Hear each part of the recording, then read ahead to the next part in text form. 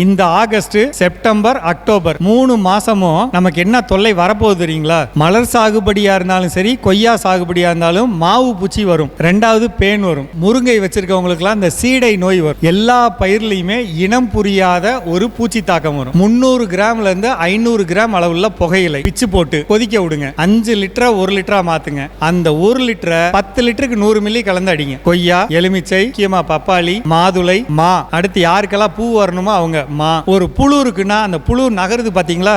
நகர் அந்த வரி இருக்குல்ல, அந்த வரியில போய் இது பட்டுச்சுன்னா புழு செத்து போயிருங்க. இதான் அதோட அடிப்படை. ஆனா என்ன நடக்குது? மரம் வளர்ப்புல சுருக்கமான ஒரே ஒரு செய்தி என்ன அப்படின்னா, தேக்கு வளர்ப்புல நாளைக்கே போய் விற்க போற மாதிரி நான் வர்ற வழியெல்லாம் பார்த்தா ஒட்டோட குச்சியாட்ட வச்சிருக்காங்க. ஒரு விளக்கமாத்து குச்சியாட்ட ஒரு மரங்க, நுனியில ஒரு 10 இலைங்க, இப்படியா வைப்பாங்க? இவங்க இருக்காங்க இல்லைங்க, வனத்துறை, ஃபாரஸ்ட்ல அவங்க ஆஃபீஸ்ல எல்லாம் போய் பாருங்க. ஃபாரஸ்ட் ஆஃபீஸ்ல எல்லாம் மரங்கள் எப்படி வளர்க்குறாங்கன்னு. 2 பங்குக்கு கிளையும் இருக்கணும், இலையும் இருக்கணும். அப்பதான் சாமி பெருக்கும். இல்லைன்னா நம்ம பேரை வந்தா கூட பெருக்காது.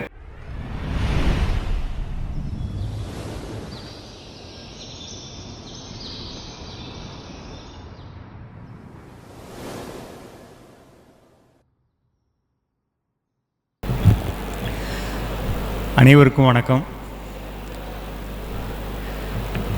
உங்களையெல்லாம் இந்த கூட்டத்தில் பார்க்கறது எனக்கு மிகப்பெரிய சந்தோஷமான ஒரு நிகழ்வுங்க.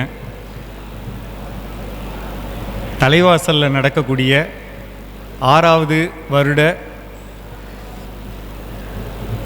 விவசாய கண்காட்சிக்கு வருகை தந்துள்ள உங்கள் அனைவரையும் இருகரம் கூப்பி வணங்குகிறேன்.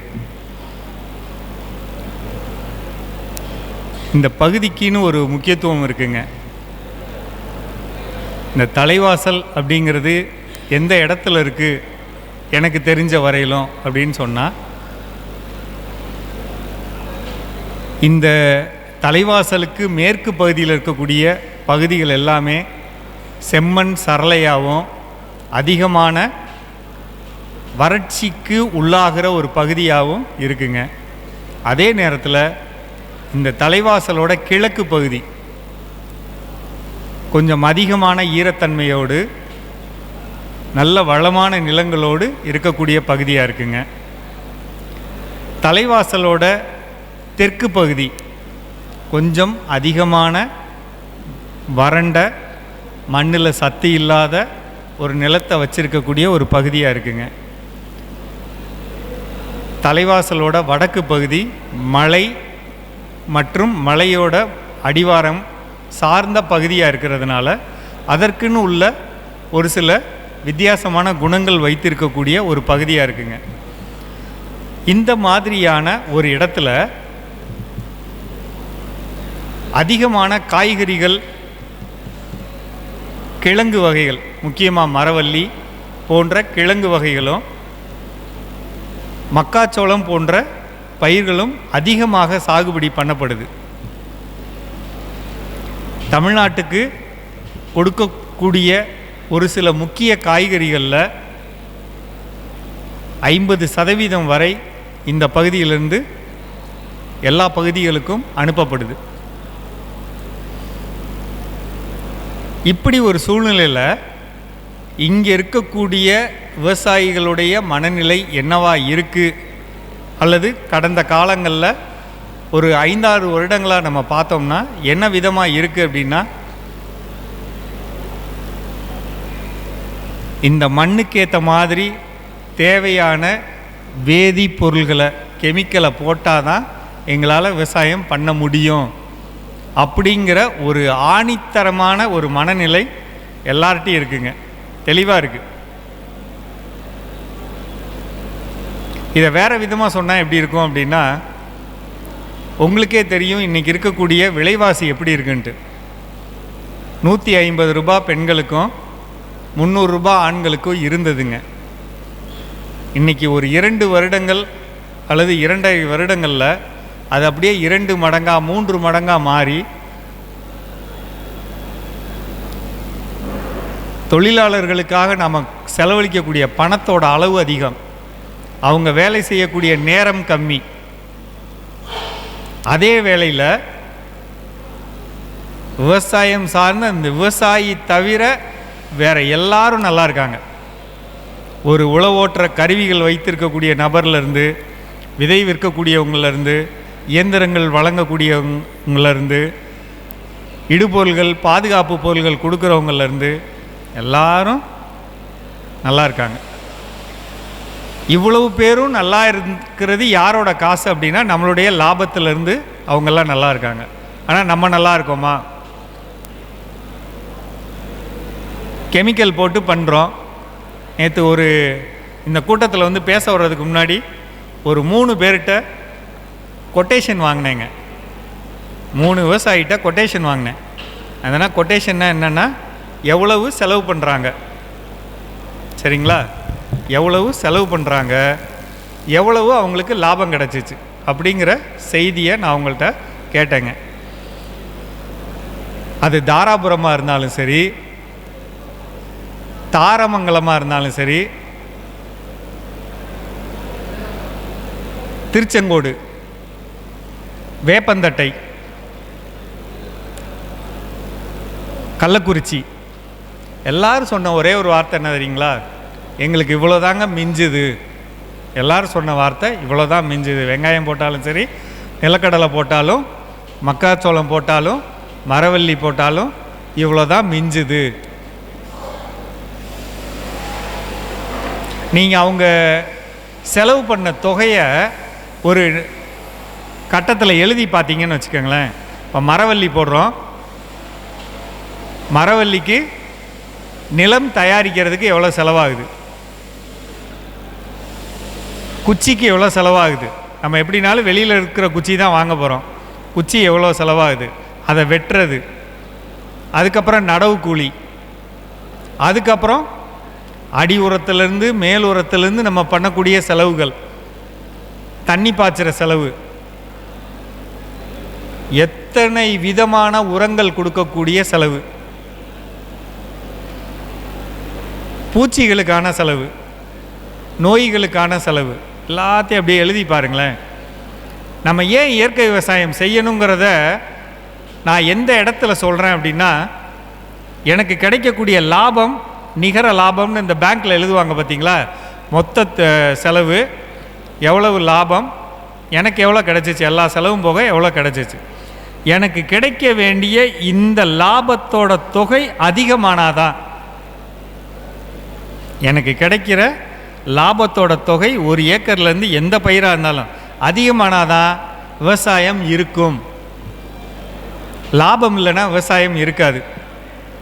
இந்த கூட்டத்திலே உட்காந்துருக்கவங்க பெரும்பாலான மக்கள் பார்த்திங்கன்னா எல்லாம் 50 வயதும் 50க்கு மேலே இருக்கிறவங்க. எவ்வளோ இளைஞர்கள் இருக்காங்க அப்படின்னு பார்த்தீங்கன்னா குறைவு. இப்போ இந்த 50க்கு மேலே இருக்கிறவங்கெல்லாம் ஒரு குறிப்பிட்ட காலத்தில் இல்லாமல் போகிறாங்கன்னு வச்சுக்கோங்க. இந்த இளைஞர்கள் எப்படி வந்து விவசாயத்தில் இருப்பாங்க?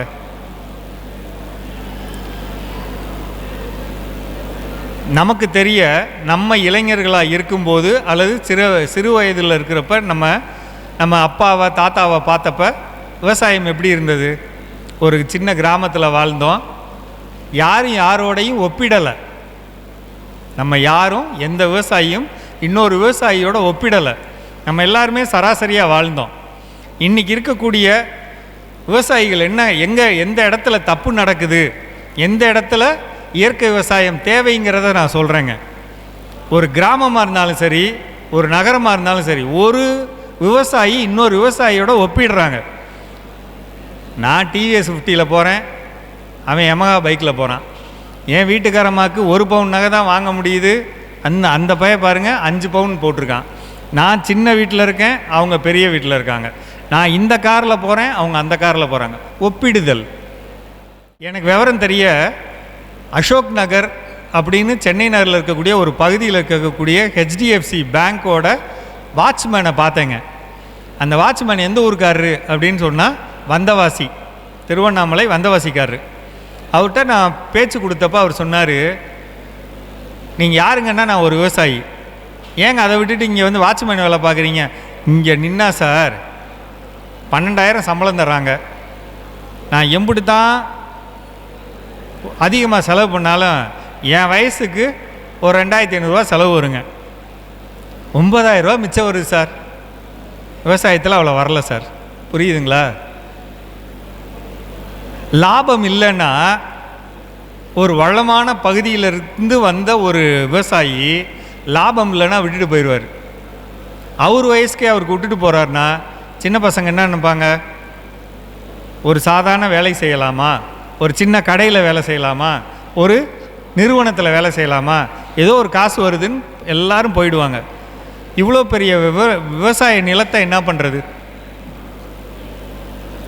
ஒவ்வொருத்தரும் 10 ஏக்கர் 5 ஏக்கர் 3 ஏக்கர் 2 ஏக்கர்னு வச்சுருக்கோம். அதை என்ன பண்ணுறது? அப்படியே காடா சும்மையே கிடக்கிறதா? இந்த இடத்துல எதை பார்க்கணும்? நல்லா யோசிச்சு பாருங்களேன். ஒரு பக்கம் கெமிக்கல் போட்டு பண்ணிங்கன்னா செலவு எப்படி கூடுது? அதாவது அது எப்படி மாறும் தெரியுங்களா? ஒரு உப்புக்கல் எடுத்து வாயில் போட்டிங்க, ஒரு உப்புக்கல்ல வாயில் போட்டிங்க, நல்லா டேஸ்ட்டாக இருக்கும். சுவைச்சு சாப்பிட்டிங்கன்னா டேஸ்ட்டாக இருக்கும். கொஞ்சம் துறன்னு இருந்தால் கூட ஒரு டம்ளர் தண்ணி குடித்தா சரியாயிடும். சப்போஸ் ஒரு ஸ்பூன் எடுத்து வாயில் போட்டிங்க உப்புக்கல்ல, வாய் ஃபுல்லாக அப்படியே கரன்னு ஆயிரும். என்ன நடக்கும்? 1 டம்ளர் 2 டம்ளர் 3 டம்ளர் இந்த வாயில் இருக்க உப்பு சாரம் மாறுற வரையிலும் நீங்கள் குடிக்கணும். குடித்தாதான், அவ்வளோ தண்ணி குடித்தாதான் உங்களுக்கு மாறும். இந்த வாய் ஃபுல்லாக உப்பாக இருக்கிற நேரத்தில் ஒரு டம்ளர் பால் குடிச்சிங்கன்னா கூட பாலோட டேஸ்ட் வாயில் தெரியாது. நான் சொன்னதில் மாற்று கருத்து இருக்காதுன்னு நினைக்கிறேன். அப்போ இந்த நிலமும் தேவைக்கு அதிகமாக உப்பை போட்டுக்கிட்டே இருந்தால் ஒரு பக்கம் தண்ணீர் தேவை அதிகரிக்கும், இன்னொரு பக்கம் நான் இத்தனை டம்ளர் குடிக்கிற மாதிரி நீங்கள் இவ்வளோ உப்பை இன்னும் போட்டுக்கிட்டே இருந்தால் தான் உங்களுக்கு லாபம் கிடைக்கும். அதுக்கான வருமானம் கிடைக்கலன்னு வச்சுக்கோங்க. நீங்கள் என்ன செய்வீங்க? அப்படியே ஸ்டாப் பண்ணுவீங்க. எனக்கு இது வேண்டாம், இந்த டைமில் இது பண்ண வேண்டாம். நேற்று கூட எங்கள் குழுவில் ஒரு இயற்கை விவசாயி ஒருத்தர் பதிவு போட்டார். நான் இவ்வளோ காலமாக இயற்கை விவசாயத்தில் நெல் விளைவிச்சேன், வாங்க ஆள் இல்லை, அதனால் நான் இனிமேல் விவசாயம் பண்ணலை. எங்கே போயிட்டாங்க பார்த்தீங்களா? நான் நெல் போட்டேன், அரிசி வந்துச்சு, அதை வாங்க ஆள் இல்லை, அதனால் நான் விவசாயத்தை விட்டுட்டேன். பதிவு இருக்குங்க, குழுவில் பதிவு இருக்குது, அதனால் சொல்கிறேன். எனக்கு நைட் ரொம்ப நேரம் அதை பற்றி யோசிச்சுக்கிட்டே இருந்தேன், ரொம்ப வருத்தமாக இருந்தது. இந்த இடத்துல என்ன தெரியுங்களா? நம்ம இப்போ நான் சொன்ன எல்லா நிகழ்வுகளையும் எனக்கு ஒரு விவசாயிக்கு வருமானம் கிடைக்கல. ரெண்டாவது, ஒரு விவசாயத்தை எப்படி பண்ணணும்னு தெரியல. மூணாவது, அவருக்கு உதவி செய்ய ஆள் இல்லை, தன்னந்தனியாக போகிறாரு விவசாயி, அவரா கையை ஊனி கர்ணம் பாயிறாரு, லாபம் கிடைக்கல, விட்டுட்டு போகிறாரு.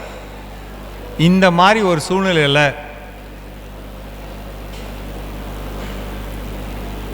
இனிமேலாவது விவசாயத்தை நம்ம கற்றுக்குவோம். எந்த மன இறுக்கத்தை விவசாயிகள் கைவிடணும், எந்தெந்த காரியத்தெல்லாம் நம்ம செய்யக்கூடாதுன்னு சொல்கிறதுக்கு தான் நான் இன்றைக்கி வந்தேன் முக்கியமாக. ஏன்னா ஆடி பிறந்த இந்த நேரத்தில் இந்த காரியத்தெல்லாம் விவசாயிகள் தயவுசெய்து செஞ்சிடாதீங்க அப்படின்னு உங்களுக்கு ஒரு ஆலோசனை கொடுக்கறதுக்காக வந்தேங்க. இந்த ஆலோசனை கொடுக்க உனக்கு என்ன தெரியும் அப்படின்னு நீங்கள் நினைக்கலாம். எங்களோட குழுவில் பார்த்திங்கன்னா நான் சார்ந்திருக்கக்கூடிய டெலகிராம் குழுக்கள் 62 குழு இருக்குங்க. அதில் என்னுடைய தனிப்பட்ட குழு 33,150 பேரை கொண்ட 10 எண்ணிக்கையிலான குழுக்கள் நாங்கள் வச்சுருக்கோங்க. அது இல்லாத ஒரு 52 குழுவில் நான் உறுப்பினராக இருக்கேங்க. வாட்ஸ்அப் குழுவில் 406 குழுவில் நான் இருக்கேங்க.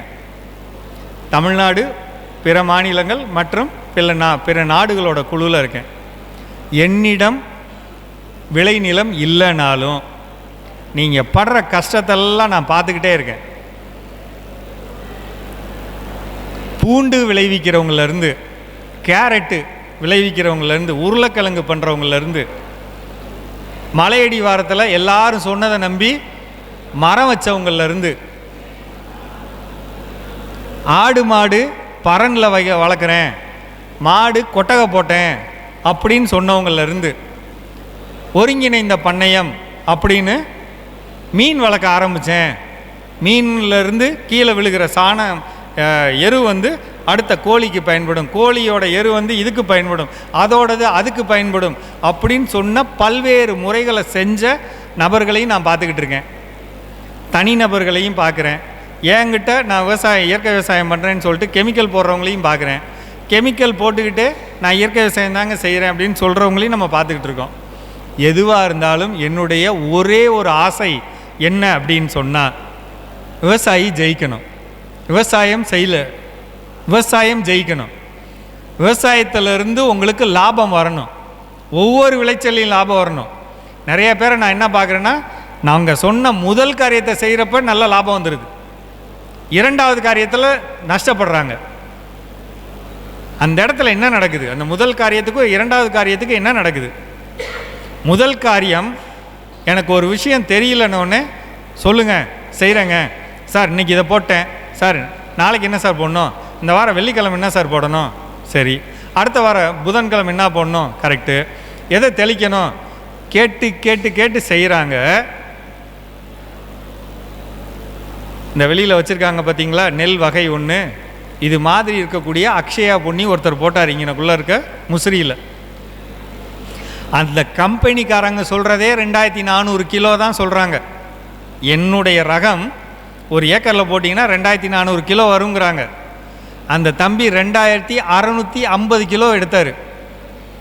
மிஷினில் நெல் எடுக்கிறாங்க, 10% 5% கீழே விழுகும். கீழே விழுந்தது போக மூட்டை பிடிச்சதை நிறுத்து காட்டுறாரு. என்கிட்ட பதிவு இருக்குது, பில்லு வித்த பில்லை கையில் வச்சுருக்காரு. அப்போ ஒரு கம்பெனிக்காரங்க சொல்லக்கூடிய விளைச்சலை விட கூட எடுக்க முடியுது ஒரு தடவை. இரண்டாவது தடவை என்ன நடக்குது? அவர் கேட்கல. ரொம்ப நாள் ஆச்சுங்க.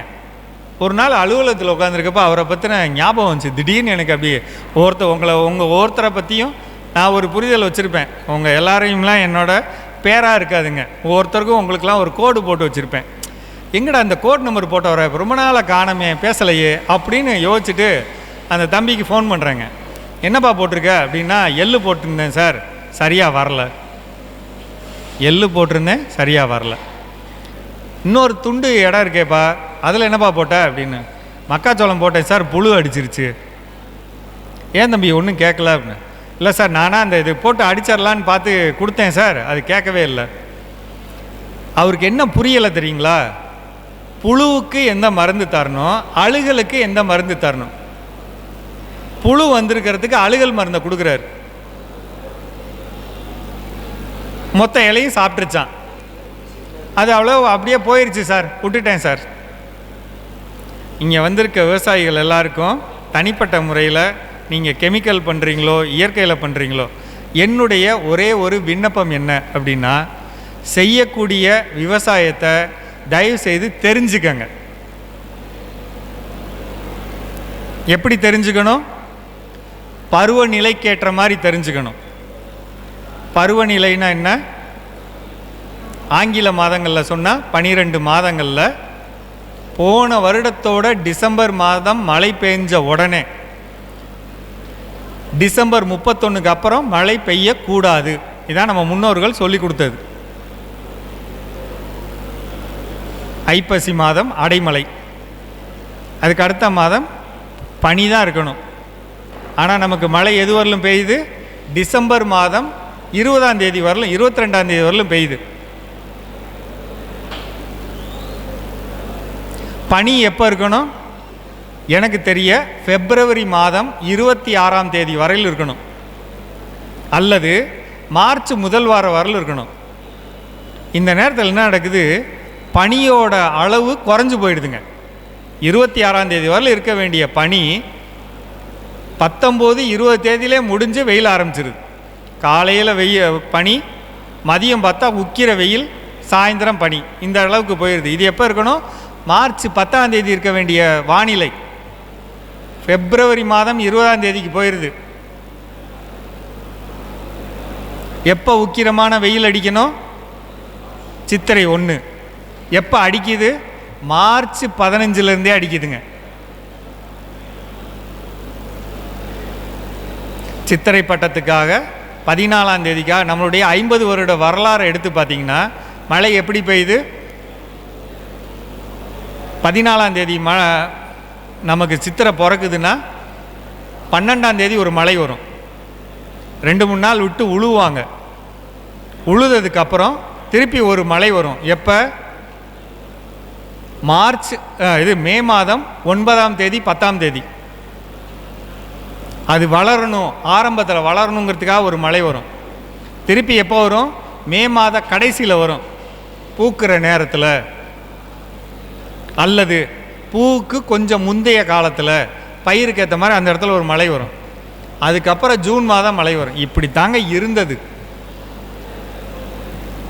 அதற்கடுத்து என்ன நடக்கணும்? ஜூலை மாதம் உங்களுக்கே தெரியும், போன மாதத்தோட 15 தேதிக்கெல்லாம் வானிலை ஆராய்ச்சி நிலையமே சொல்லணும், தென்மேற்கு பருவமழை முடிஞ்சிருச்சுங்க அப்படின்னு சொல்லணும். இந்த வருஷத்தில் இதுவரையிலும் சொல்லலை, சரிங்களா? அதற்கப்புறம் என்ன நடக்கணும்? உக்கிரமான வெயில் இருக்கணும் அல்லது இளம் வெயில் இருக்கணும். அப்படி இருந்தால் தான் வடகிழக்கு பருவமழை முறையாக இருக்கும். எப்போ இருக்கணும்? அக்டோபர் 10 தேதியில் இருக்கணும். ஆனால் இப்போ எப்போ பெய்யுது? நவம்பர் 26 தேதிக்கு தான் வடகிழக்கு பருவமழை செட் ஆகுது. 14 ஒரு உழவு மழை பெய்யணும். 14 ஒரு உழவு மழை பெய்யணும் வடகிழக்கு பருவமழையில். 5 மழை பெய்யுது அல்லது 4 மழை பெய்யுது. எப்படி? ஒரு மழை 3 உழவு மழை 5 உழவு மழையாக பெய்யுது. இதெல்லாம் தாங்க நம்ம முன்னாடி இருக்க பருவநிலை மாற்றங்கள்.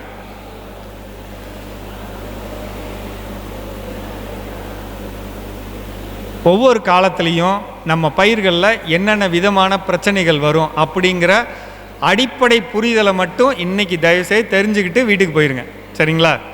வீட்டில் நிறைய வேலைகளை விட்டுட்டு இங்கே வந்து உக்காந்துருக்கீங்க. என்னுடைய ஒரு சில அடிப்படை செய்திகளை மட்டும் மனசில் ஏற்றிக்கங்க, அல்லது மனசில் ஏற்றுனதை அதுக்கப்புறம் இன்னொரு நேரத்தில் கேள்வியாக கேட்கணுங்கிறத தெரிஞ்சுக்கங்க. இங்கே வந்திருக்கக்கூடிய விவசாயிகளுக்கு என்னுடைய பணிவான விஷயம் இதுதான். யாருக்கா தூக்கம் வர மாதிரி இருந்துச்சுன்னா கொஞ்சம் நிமிர்ந்து உட்காருங்க. இப்போவே தெரியுது, அப்படியே சொருகிட்டு இருக்கு உங்களுக்கு எல்லாம், சரியா? தயவு செய்து நிமிர்ந்து உட்காருங்க. விவசாயம் பண்ணுறவங்க ஜாலியாக வந்தவங்க படுங்க, சாஞ்சிருக்கு சேரு, அதனால் ஒன்றும் தப்பு இல்லை. விவசாயம் பண்ணுறவங்க கொஞ்சம் நிமிர்ந்து உட்காந்துக்கலாம்.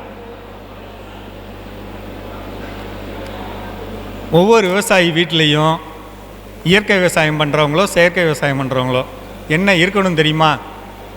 மழை பெஞ்சு முடிஞ்சோடனே, மழை பெய்து முடிந்தால் என்ன தெரிஞ்சுக்கணும்னா, உடனடியாக நம்ம நிலத்தில் இருக்க சத்து வெளியே போயிருச்சுன்னு தெரிஞ்சுக்கணும். மழை பெய்தவுடன் என்னுடைய நிலத்தில் இருக்க சத்து வெளியே போயிருச்சுன்னு தெரிஞ்சுக்கணும். மழை எப்போ முடியுதோ, மழை முடிந்த உடனே அந்த மண்ணுக்கு வேணுங்கிற சத்துக்களை உடனடியாக கொடுக்கணுங்கிறத தெரிஞ்சுக்கங்க. முதல் காரியம். இது எப்படி தெரியும்? உங்கள் செடியை உங்கள் வரப்பில் நின்று இப்படி பார்த்தீங்கனாலே பச்சைக்கு பதிலாக ஒரு மஞ்சள் தெரியும். அந்த மஞ்சள் கலர் தெரிஞ்சாலே மண்ணில் இருக்க சாம்பல் சத்து வெளியே போயிருச்சுன்னு அர்த்தம். சாம்பல்ங்கிறது எப்படி இருக்கும்? கையில் தேய்ச்ச சாம்பலை இப்படி தூவி விட்டிங்கன்னா அப்படியே தூசியாக பறந்துடும். எப்படி காற்றுல தூசியாக பறக்குதோ, மண்ணுக்குள்ளேயும் மண்ணில் தண்ணி அளவுக்கு மீறி பாய்ச்சினா அந்த ஓட்டைக்குள்ளேயே இறங்கி கீழே போயிடும். சாம்பல் சத்து தமிழ்நாட்டில் பொதுவாக நிலத்தில் இல்லாத முக்கியமான சத்து சாம்பல் சத்து. நம்ம விளைச்சலுக்கு ஏன் கஷ்டப்படுறோம் அப்படின்னா, நம்மகிட்ட நிலத்தில் சாம்பல் சத்து இல்லைங்க.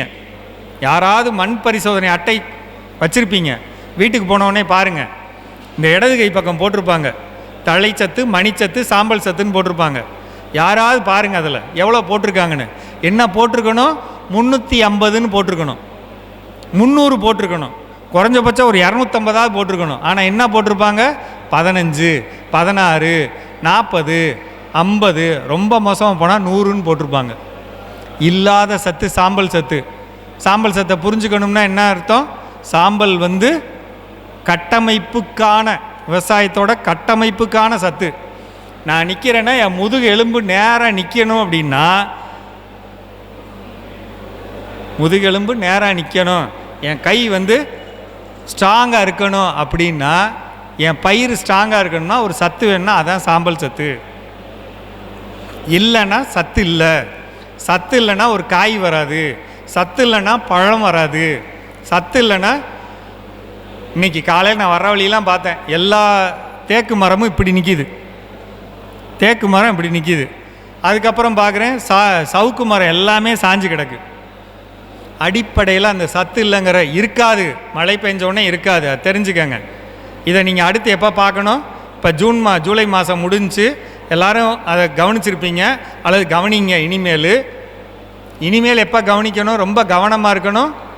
அது நெல் முதல் அனைத்து வகை பயிரில் எப்போ கவனமாக இருக்கணும்? ஜனவரி மாதம். டிசம்பர் மாதம் மழை முடிஞ்ச உடனே நான் இதெல்லாம் செஞ்சிடணும் அப்படிங்கிறத அப்போ செஞ்சிட்டிங்கன்னா சம்பாவில் ஜெயிச்சிருவீங்க. கெமிக்கலில் இருக்கிறவங்க எப்படி தப்பிப்பாங்க அப்படின்னா, பொட்டாஷ் போடுவாங்க. அது எப்படி போடுவாங்க? அவங்க 50 கிலோ போடுன்னு சொன்னால் இவங்க மூட்டையை தூக்கி 2 மூட்டை 3 மூட்டையை தூக்கிடுவாங்க. பயன்பட்டது போக அது அங்கே இருக்கும். அதனால் அவங்க தப்பிச்சுக்குவாங்க, நம்ம மாட்டிக்குவோம் இயற்கை விவசாயத்தில். இது முதல் காரியமாக. இதோடு சேர்ந்த இன்னொரு விஷயம் இருக்குது. மழை மழை பெஞ்சிட்ருக்கப்பே தண்ணீர் வந்து தேங்கி நிற்கிது பார்த்தீங்களா? நிற்கிறப்ப என்ன நடக்கும் தெரியுமா? பூமிக்குள்ளே ஒரு அழுகல் கிருமி எல்லாரோட நிலத்துலையும் இருக்குது. இப்போ சளி பிடிக்குது இல்லைங்களா? நமக்கு சளி பிடிக்குதில்ல, எப்படி பிடிக்கும்? எல்லார் மூக்குலையும் இப்போ கை வச்சோம்னா ஈரம் இருக்குது, ரைட்டா? இது மாதிரி பூமிக்குள்ளே அழுகல் கிருமி எல்லாரோட நிலத்துலையும் இருக்குது. எப்போ அதிகமாகும்? சும்மா இருக்க மாட்டாமல் நான் ரோட்டில் விற்கிற ஐஸ்கிரீமை வாங்கி சாப்பிட்றேன். சாப்பிட்ட உடனே என்ன ஆகிடும்? அந்த சாப்பிட்ட அந்த பொருளில் இருக்கக்கூடிய கிருமிகள் என் உடம்புல சேர்ந்து இந்த இடத்துலேருந்து இங்கே போச்சுன்னா இருக்கக்கூடிய 100 எண்ணிக்கையிலான கிருமியை 1000 மாற்றுது, 10,000 மாற்றுது, 1,00,000 மாற்றுது இந்த இடத்துல. அப்போ தான் இந்த நம்ம இப்படிங்கிறோம், தும்முறோம், சீந்தி போடுறோம், ரைட்டா? இது தானுங்க மழை முடிஞ்ச உடனேயும் நடக்கும். காலையிலேருந்து 3 பேர் கேட்டிங்கள்ல, மழை பெய்தவுடன் என்னுடைய செடிகள் சாஞ்சு செத்து கீழே உழுகுது. நான் 10 வருஷமாக பார்த்து வளர்த்த மாமரம் நின்றுக்கிட்டு இருந்துச்சுங்க, என்னான்னு தெரில, அப்படியே சாஞ்சு கீழே விழுந்துச்சுங்க. பப்பாளி நல்லா வளர்ந்துட்டு இருந்துச்சுங்க, என்னமோ மண்ணும் செடியும் தொடுற இடத்துல ஏதோ ப்ரௌனாக கோடாக வந்துச்சு, அப்படியே ஆடிச்சு கீழே விழுந்துருச்சு. கத்திரிக்காய் செடி நின்றுட்டு இருந்தது, கீழே விழுந்துட்டது. ஒரு 10 வருட மாமரம் கீழே விழுந்ததுன்னா நம்மளுக்கு எவ்வளோ பெரிய இழப்பு அப்படிங்கிறத யோசிச்சு பாருங்கள். இந்த இடத்துல நம்ம தெரிஞ்சுக்க வேண்டியது என்ன அப்படின்னா, அந்த காலத்தில் நம்ம என்ன செய்யணுங்கிறத புரிஞ்சுக்கணும் அப்படிங்கிறத நான் எதிர்பார்க்குறேன். மழை பெஞ்சோடனே என்னுடைய காலுக்கு கீழே பூமிக்குள்ளே இருக்கக்கூடிய நுண்ணுயிர்கள், கெட்ட நுண்ணுயிர்கள், அழுகல் கொடுக்கக்கூடிய நுண்ணுயிர்கள் கொஞ்சூண்டு இருக்குது. ஈரத்தில் கொஞ்சமாக பெருகுது, இன்னும் பெருகுது. மழை முடிஞ்சிருச்சு, இது பெருகிருச்சு, மழை தண்ணி நின்றுச்சு. இவ்வளோ நுண்ணுயிரிகள் இருக்குது. நுண்ணுயிரிகள் உணவு சாப்பிடணும். எதை சாப்பிட்றதுன்னு தெரியாமல் எதை சாப்பிட்டுக்கிட்டு இருக்கோம் அப்படின்னா, மண்ணுக்குள்ளே இருக்கக்கூடிய அழுகல் தரக்கூடிய இலைகள் தலைகள் எல்லாம் சாப்பிட்டுக்கிட்டு கீழே இருக்கும். இது வந்து மழை நின்னதுக்கப்புறம் நம்ம என்ன செய்வோம்? இப்போ தான் 1 வாரத்துக்கு முன்னாடி மழை நின்றுச்சு, மண்ணில் ஈரம் இருக்கியா, கவலைப்படாது, அதெல்லாம் ஒன்றும் ஆகாதுமா, நம்ம அப்புறம் தண்ணி பாய்ச்சிக்கலாம். அந்த தண்ணி பாய்ச்சறதை தள்ளுறீங்க பார்த்தீங்களா? அந்த இடத்துல என்ன நடக்கும்னா, இது எதை சாப்பிட்றதுன்னு தெரியாமல் வேற கடிச்சிடும். அந்த வேரை கடிக்கிறப்ப தான் நல்லா நிற்கக்கூடிய அந்த செடி எல்லா இலைகளும் அப்படியே தொங்கும். ஒரே நாளில் தொங்கும், அடுத்த நாள் கீழே விழுந்துடும். பார்த்துருக்கீங்களா? இதுதான் அது. மழை பெய்தவுடன் மண்ணுக்குள்ளே இருக்கக்கூடிய புழுக்கள், நெமட்டோடு அதிகமாச்சுன்னா வேற கடிக்கும். வேற கடித்தா செடி இருக்காது, அழுகி போய் செத்து போயிடும். என்ன செய்யணும்? 200 ரூபாய் தீர்வு. 200 ரூபாய் தான். எந்த இடமா இருந்தாலும் 1 ஏக்கர் நிலத்துக்கு தீர்வு 200 ரூபாய். என்ன கொடுக்கணும்? நுண்ணீரியல் உங்கள் பக்கத்தில் இருக்கக்கூடிய வேளாண்மை துறையில் விற்கிறாங்க அல்லது வெளியில் இருக்க கடைகளில் விற்கிறாங்க. 200 ரூபாங்க 1 லிட்டர். ட்ரைகோடர்மா விரிடி ஒன்று அந்த திரவங்க, அல்லது சூடோமோனாஸ் எல்லா ஊர்லேயும் விற்பாங்க. 2 பேசிலஸ் சப்ஸ்டிலஸ் 3வது, பேசிலோமைசிஸ் 4வது.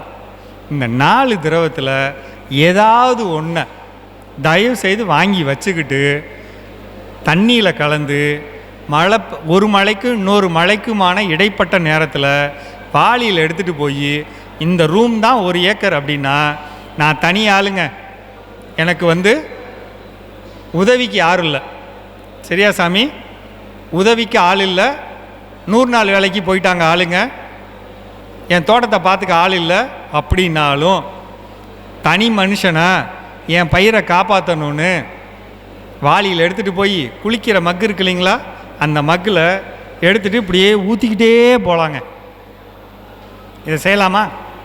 ஊற்றிக்கிட்டே போகிறது பூமிக்குள்ளே இருக்க ஈரத்தில் அதுவாக பரவிக்குங்க. இப்போ உதாரணத்துக்கு இந்த செவுறு இருக்கு இல்லைங்களா, இந்த செவுத்துலேருந்து ஒரு 5 அடி தள்ளி நான் ஊற்றிக்கிட்டே போகிறேன்னு வைங்களேன், அந்த பக்கம் 5 அடி பரவிடுங்க, இந்த பக்கம் 5 அடி பரவிடும். திருப்பி நான் அந்த இடத்துல ஊற்றுறேனுங்க, இது பரவுங்க. நம்ம இது மருந்தடிக்கிறோம் இல்லைங்களா, அதே டெக்னிக் தான். இதை மட்டும் ஒரு 200 ரூபாய் கொடுத்துட்டா எவ்வளோ பெரிய நன்மைகள் கிடைக்கும். ஜனவரி மாதம் அப்போவும் அதே மாதிரி ஜூலை 15 தேதிக்கு அப்புறம், ஜூலை 15 தேதிக்கு அப்புறம் இப்போ இருக்கக்கூடிய காலத்துலேயும் நம்ம பயிரில் விளைச்சல் அதிகம் வரணுன்னா முதல்ல மண்ணில் இருக்கக்கூடிய அழுகல் கிருமிகளை சரி பண்ணணும், ஊற்றி விடணும். முதல் காரியம். 2வது காரியம் என்ன பண்ணணும்? இந்த டைமில் இன்னொரு 200 ரூபாய் என்ன கொடுக்கலாம்? உங்கள் அக்ரி ஆஃபீஸில் விற்கும், வெளியில் விற்கும் பொட்டாஷ் பாக்டீரியா. அது சாம்பல் கொடுக்கக்கூடியது, நேரடி சாம்பல் கொடுக்கக்கூடியது. இதை கலந்து அதில் ஊற்றலாம். என்னால் ஒரு தடவை தாங்க நடக்க முடியும், நீங்கள் சொல்கிறதெல்லாம் சும்மா சும்மா நடந்து கொடுக்க முடியாது.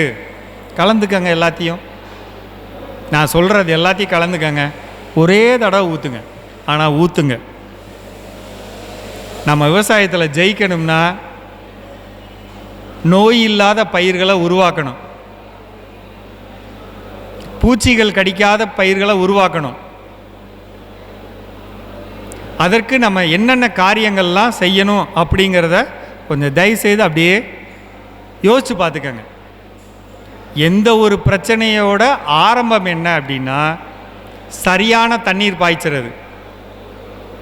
அளவுக்கு அதிகமாக மண் சார்ந்து அளவுக்கு அதிகமாக தண்ணி பாய்ச்சினிங்கன்னா, இப்போ உதாரணத்துக்கு நான் வர்ற வழியெல்லாம் குச்சி மரவள்ளி போட்டிருக்கீங்க, மரவள்ளியில் நமக்கு பாயிண்ட் வரணும், மரவள்ளியில் காய் உருண்டை கிடைக்கணும், எடை கிடைக்கணும். கத்தரி போட்டிருந்தோம், காய்கறிகள் போட்டிருக்கோம், தக்காளி போட்டிருக்கோம்.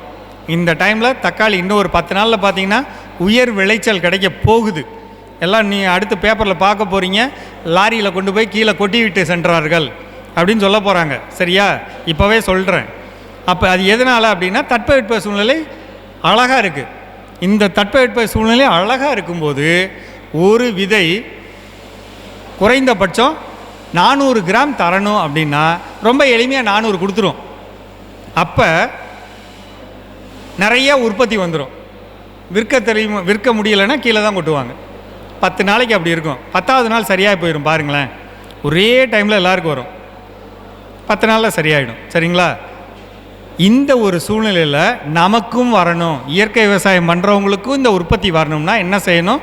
இன்னைக்கு உடனடியாக மண்ணில் நோய்கள் இல்லாத ஒரு சூழ்நிலையை 200 ரூபாய்க்கு உருவாக்கணுங்கிற எண்ணத்தோட 1 லிட்டர் ட்ரைகோடர்மா விரிடியை ஊற்றுங்க. 200 லிட்டர் ட்ரம்மில் 1 லிட்டர் ஊற்றுங்க. அதுக்கு உணவு இருக்கணும். அந்த ட்ரம்முக்குள்ளே இருக்கக்கூடிய நுண்ணுயிரிகள் இருக்கு இல்லைங்களா, நீங்கள் பல கம்பெனியில் வாங்குவீங்க, அந்த கம்பெனியில் சரியாக தயாரித்தாங்களான்லாம் தெரியாது. இது உரமோர் ஊற்றுற மாதிரி, நேற்று பாலில் உரமோர் ஊற்றுறீங்க, இன்றைக்கி பாலில் உரமோர் ஊற்றுறீங்க, நாளைக்கு ஊற்றுறீங்க. நேற்று வர்ற பால் கட்டியாக வந்துச்சு, இன்றைக்கி வர்ற பால் கட்டியாக வருமானு சொல்ல முடியாது. அப்படி தான் உயிர் உரங்கள் தயாரிப்பு. ரைட்டுங்களா? அதனால் எதையும்லாம் நீங்கள் நம்பக்கூடாது. சொல்கிறவங்க விற்கிறவங்க சொல்லிட்டு போகிறாங்க, நீங்கள் உங்களுக்கு என்னுடைய பாயிண்ட் என்னென்னா, 200 லிட்டரில் 1 லிட்டர் ஊற்றுறீங்களா, 1 கிலோலேருந்து 2 கிலோ நாட்டு சர்க்கரையை கலந்துக்கங்க. ஒரு நாள் வச்சுருங்க, இதை கீழே ஊற்றுங்க. ஒன்று. இதுக்கு நம்ம ஏன் நாட்டு சர்க்கரை போடணும் அப்படின்னு சொன்னால், இதில் பெருகக்கூடிய நுண்ணுயிரிகளுக்கான உணவு அது, அந்த 1 கிலோ நாட்டு சர்க்கரை. அப்போ நான் இதை இந்த 200 லிட்டரில் நான் ஊற்றுறேங்க, 1/4 ஏக்கருக்கு 50 லிட்டருங்க. இது ஒரு 50 200 ஊற்றுறேன்னா, இந்த 50 லிட்டரில் இந்த 1/4 ஏக்கர் பரவணும்னா அந்த அளவுக்கு எஃபெக்ட் இந்த தண்ணியில் இருக்கணும். அதுக்கு தாங்க அந்த 1 கிலோ நாட்டு சர்க்கரை சேர்க்க சொல்கிறேன். அதுக்காக சங்கடப்பட்டு நான் பார்க்குற விஷயம் என்னன்னு கேட்டிங்கன்னா, இயற்கை விவசாயம் பண்ணுறவங்கள்ட்ட நான் பார்க்குற விஷயம் என்னென்னா, ஒரு சின்ன செலவை பண்ணுறதுக்கு நம்ம சங்கடப்பட்டுட்டு பெரிய நஷ்டத்தில் போய் நிற்கிறோம். நான் சொல்கிற 1 கிலோ நாட்டு சர்க்கரை கலந்துக்கங்க, கீழே போட்டு விட்ருங்க. சரியா? அடுத்து 2வது மீன் அமிலம். எல்லாரும் கண்டிப்பாக தயாரிக்கணும். செயற்கை பண்ணுறீங்களோ இயற்கை பண்ணுறீங்களோ, யாராக இருந்தாலும் இலவசமாக அல்லது குறுகிய காலத்தில் தயாரித்து கையில் வச்சுக்க வேண்டிய ஒரு பொருள் மீன் அமிலம். மாடு இருந்தாலும் இல்லைனாலும் நீங்கள் செய்ய வேண்டியது மீன் அமிலம். இந்த மீன் அமிலம் கையில் இருந்தால் என்ன நடக்கும்? மீன் அமிலத்தை நான் அதெல்லாம் தான் கொண்டுட்டு வந்தேன், என்னால் டிஸ்பிளே பண்ண முடியல. மீன் அமிலத்தை பல்வேறு பல்கலைக்கழகங்கள் ஆய்வு செஞ்சுருக்கு. அதில் என்ன விதமான நன்மைகள் இருக்குன்னு. நைட்ரஜன், பாஸ்பரஸ், பொட்டாஷ் அப்படின்னு சொல்லக்கூடிய தழைச்சத்து, மணிச்சத்து, சாம்பல் சத்து 3 இருக்குங்க. இது இல்லாத நம்ம மீனை சாப்பிட்றதுல நமக்கு கிடைக்கக்கூடிய அனைத்து விதமான நன்மையான பொருள்களும், அது அமினோ அமிலங்களில் ஆரம்பித்து புரோட்டீன்லேருந்து ஆரம்பித்து எல்லாமே அதுக்குள்ளே இருக்குங்க. பயிர்களும் நம்மளை மாதிரி தாங்க, அதை கண்டிப்பாக கொடுக்கணும். அப்படி கொடுத்து நம்ம கொண்டு வந்துட்டோம்னா எந்த விதமான சிரமமும் இல்லாமல், 1 லிட்டரு ட்ரைகோடர்மா விரிடி கொடுக்குறோம், 1 ஏக்கருக்கு 3லேருந்து 5 லிட்டர் மீன் அமிலத்தை அதில் கலந்துக்கிறோம், இதை கொடுக்குறோம். இல்லை சார், எனக்கு என்னமோ தெரில சார், நான் என்ன செஞ்சாலும் என் பயிர் மஞ்சள் கட்ட மாட்டேங்குது, பச்சை கட்ட மாட்டேங்குது, மஞ்சளாகவே இருக்குது, இலை விரியலை அப்படின்னு சொன்னால், வாய்ப்பு கிடைச்சா கடலை புண்ணாக்கு கரைசல் போடலாம். எப்படி? 180 லிட்டர் தண்ணியோட 20 கிலோ கடலை புண்ணாக்கு கலந்து 3 நாள் வச்சிருந்து இதை ஊற்றலாம். வேர் வளர்ச்சி வரும், உடம்பு வழியாக போய் இலை வளர்ச்சி வரும். இலை இருந்தால் சூரிய ஒளியில் உணவு தயாரிக்கும், உணவு தயாரித்தாலே பயிர் நல்லாயிருக்கும். இதுதான் அந்த கடலை புண்ணாக்கு கரைசலோட வேலை. 1 கிலோ 50 ரூபா விற்கிதுங்க, 20 கிலோன்னா 1000 ரூபா ஆச்சு. என்னால் 1000 ரூபாலாம் செலவு பண்ண முடியாது. வேறு என்ன பண்ணலாம்? 200 ரூபாய்க்கு பாஸ்வோ பாக்டீரியா, 200 ரூபாய்க்கு பாஸ்வோ பாக்டீரியா பக்கத்தில் இருக்கக்கூடிய வேளாண்மை துறை அல்லது தனியார்கிட்ட வாங்குங்க, இந்த திரவத்தோட கலங்க. நான் ஏற்கனவே பொட்டாஷ் பாக்டீரியா கலக்க சொல்லியிருக்கேன், இதை கொடுங்க. எந்த வகை நிலமாக இருந்தாலும் இதை கொடுக்கறதுக்கான வழிகள் பாருங்கள். சரிங்களா? இதுதான் இன்றைய காலத்தில், இன்னைக்கு நாளைக்கு இந்த காலத்தில் இந்த பதிவை கேட்குறவங்க எல்லாரும் செய்ய வேண்டிய அடிப்படை விஷயம். ட்ரைகோடர்மா விரிடி 200 லிட்டரில் 1 லிட்ரு, மீன் அமிலம் 3 லிட்டரு கலக்கிறீங்க, பாஸ்வோ பாக்டீரியா 1 லிட்டரு கலக்கிறீங்க, பொட்டாஷ் பாக்டீரியா 1 லிட்டரு கலக்கிறீங்க. எந்த வகை பயிராக இருந்தாலும் 1 ஏக்கர் நிலத்தில் பிரித்து ஊற்றி விட்றீங்க. எப்போ ஊற்றணும்? சாயந்தரமாக ஊற்றணும். ஏன் சாயந்தரமாக ஊற்றணும்? பகலில் 34 டிகிரி வெப்பம் அடிச்சிட்ருக்குங்க. புற ஊதா கதிர்கள், அகச்சிவப்பு கதிர்களோட அளவு அதிகமாக இருக்குது. ஒரு 5 நிமிஷம் வெயிலில் போயிட்டு வந்தீங்கனாலே கருத்து போயிடும், அப்படி இருக்குது. இந்த நுண்ணுயிரிகள் தாங்காது. அதுக்காக மாலை நேரத்தில் தண்ணி பாய்ச்சி மாலை நேரத்தில் கொடுங்க. சரிங்களா? இந்த கூட்டத்தில் நான் அப்படியே பேசிட்டு ஒரு சில முக்கியமான கருத்துக்களை சொல்லாமல் போயிடுறேங்கிறதுக்காக நான் எழுதி வச்சுட்டு வந்திருக்கேன். ஒரு சில கேள்விகள், ஒரு சில பதில்கள். நானே கேள்வி கேட்டு நானே பதில் சொல்கிறேன். ஏதாவது நான் விட்டு போயிருந்துச்சுன்னா நோட் பண்ணி வைங்க, நான் திருப்பி சொல்கிறேன். சரிங்களா? 12ஆச்சு. பருவநிலை மாற்றங்களை எப்படி எதிர்கொள்கிறது? பருவநிலை மாற்றம்னா என்னன்னு சொல்லிட்டேன். இதில் நம்ம எப்படி எதிர்கொள்ளணும்? நம்ம கையில் ஒரு பிரச்சனை வந்ததுக்கப்புறம்தான் நான் ஒரு பொருளை கொடுப்பேன், அப்படின்னு சொல்கிறத விட முன்கூட்டியே பொருள்களை தயார் பண்ணி வச்சுக்கணும் அப்படிங்கிறதான் பருவநிலை மாற்றத்துக்கு விவசாயத்தில் எதிர்கொள்கிறதுக்கான முதல் படி. உதாரணத்துக்கு நீங்கள் அப்படியே யோசிச்சு பாருங்கள், 1 ஏக்கர் நிலம் வச்சுருக்கிறவங்க யாராவது வீட்டில் 20 லிட்டர் மீன் அமிலம் இருக்குமா? 20 லிட்டர் ஈயம் கரைசல் வச்சுருக்கீங்களா? 200 லிட்டர் ஜீவாமிர்தம் வச்சுருக்கீங்களா? 2 லிட்டர் ட்ரைகோடர்மா விரிடி இருக்கா? பூச்சிகளுக்கான திரவங்கள் ஏதாவது நம்ம கையில் வச்சுருக்கோமா? சரி, ரொம்ப சந்தோஷம்.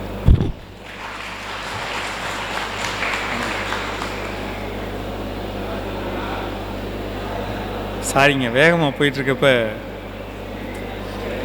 என்ன சொன்னேன்னு என்னங்க சொன்னேன் கடைசியாக? பருவநிலை மாற்றத்துக்கு என்ன கையில் இருக்கணும்னு. சரியா?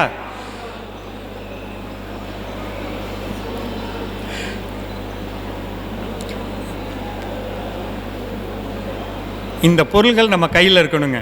சரிங்களா?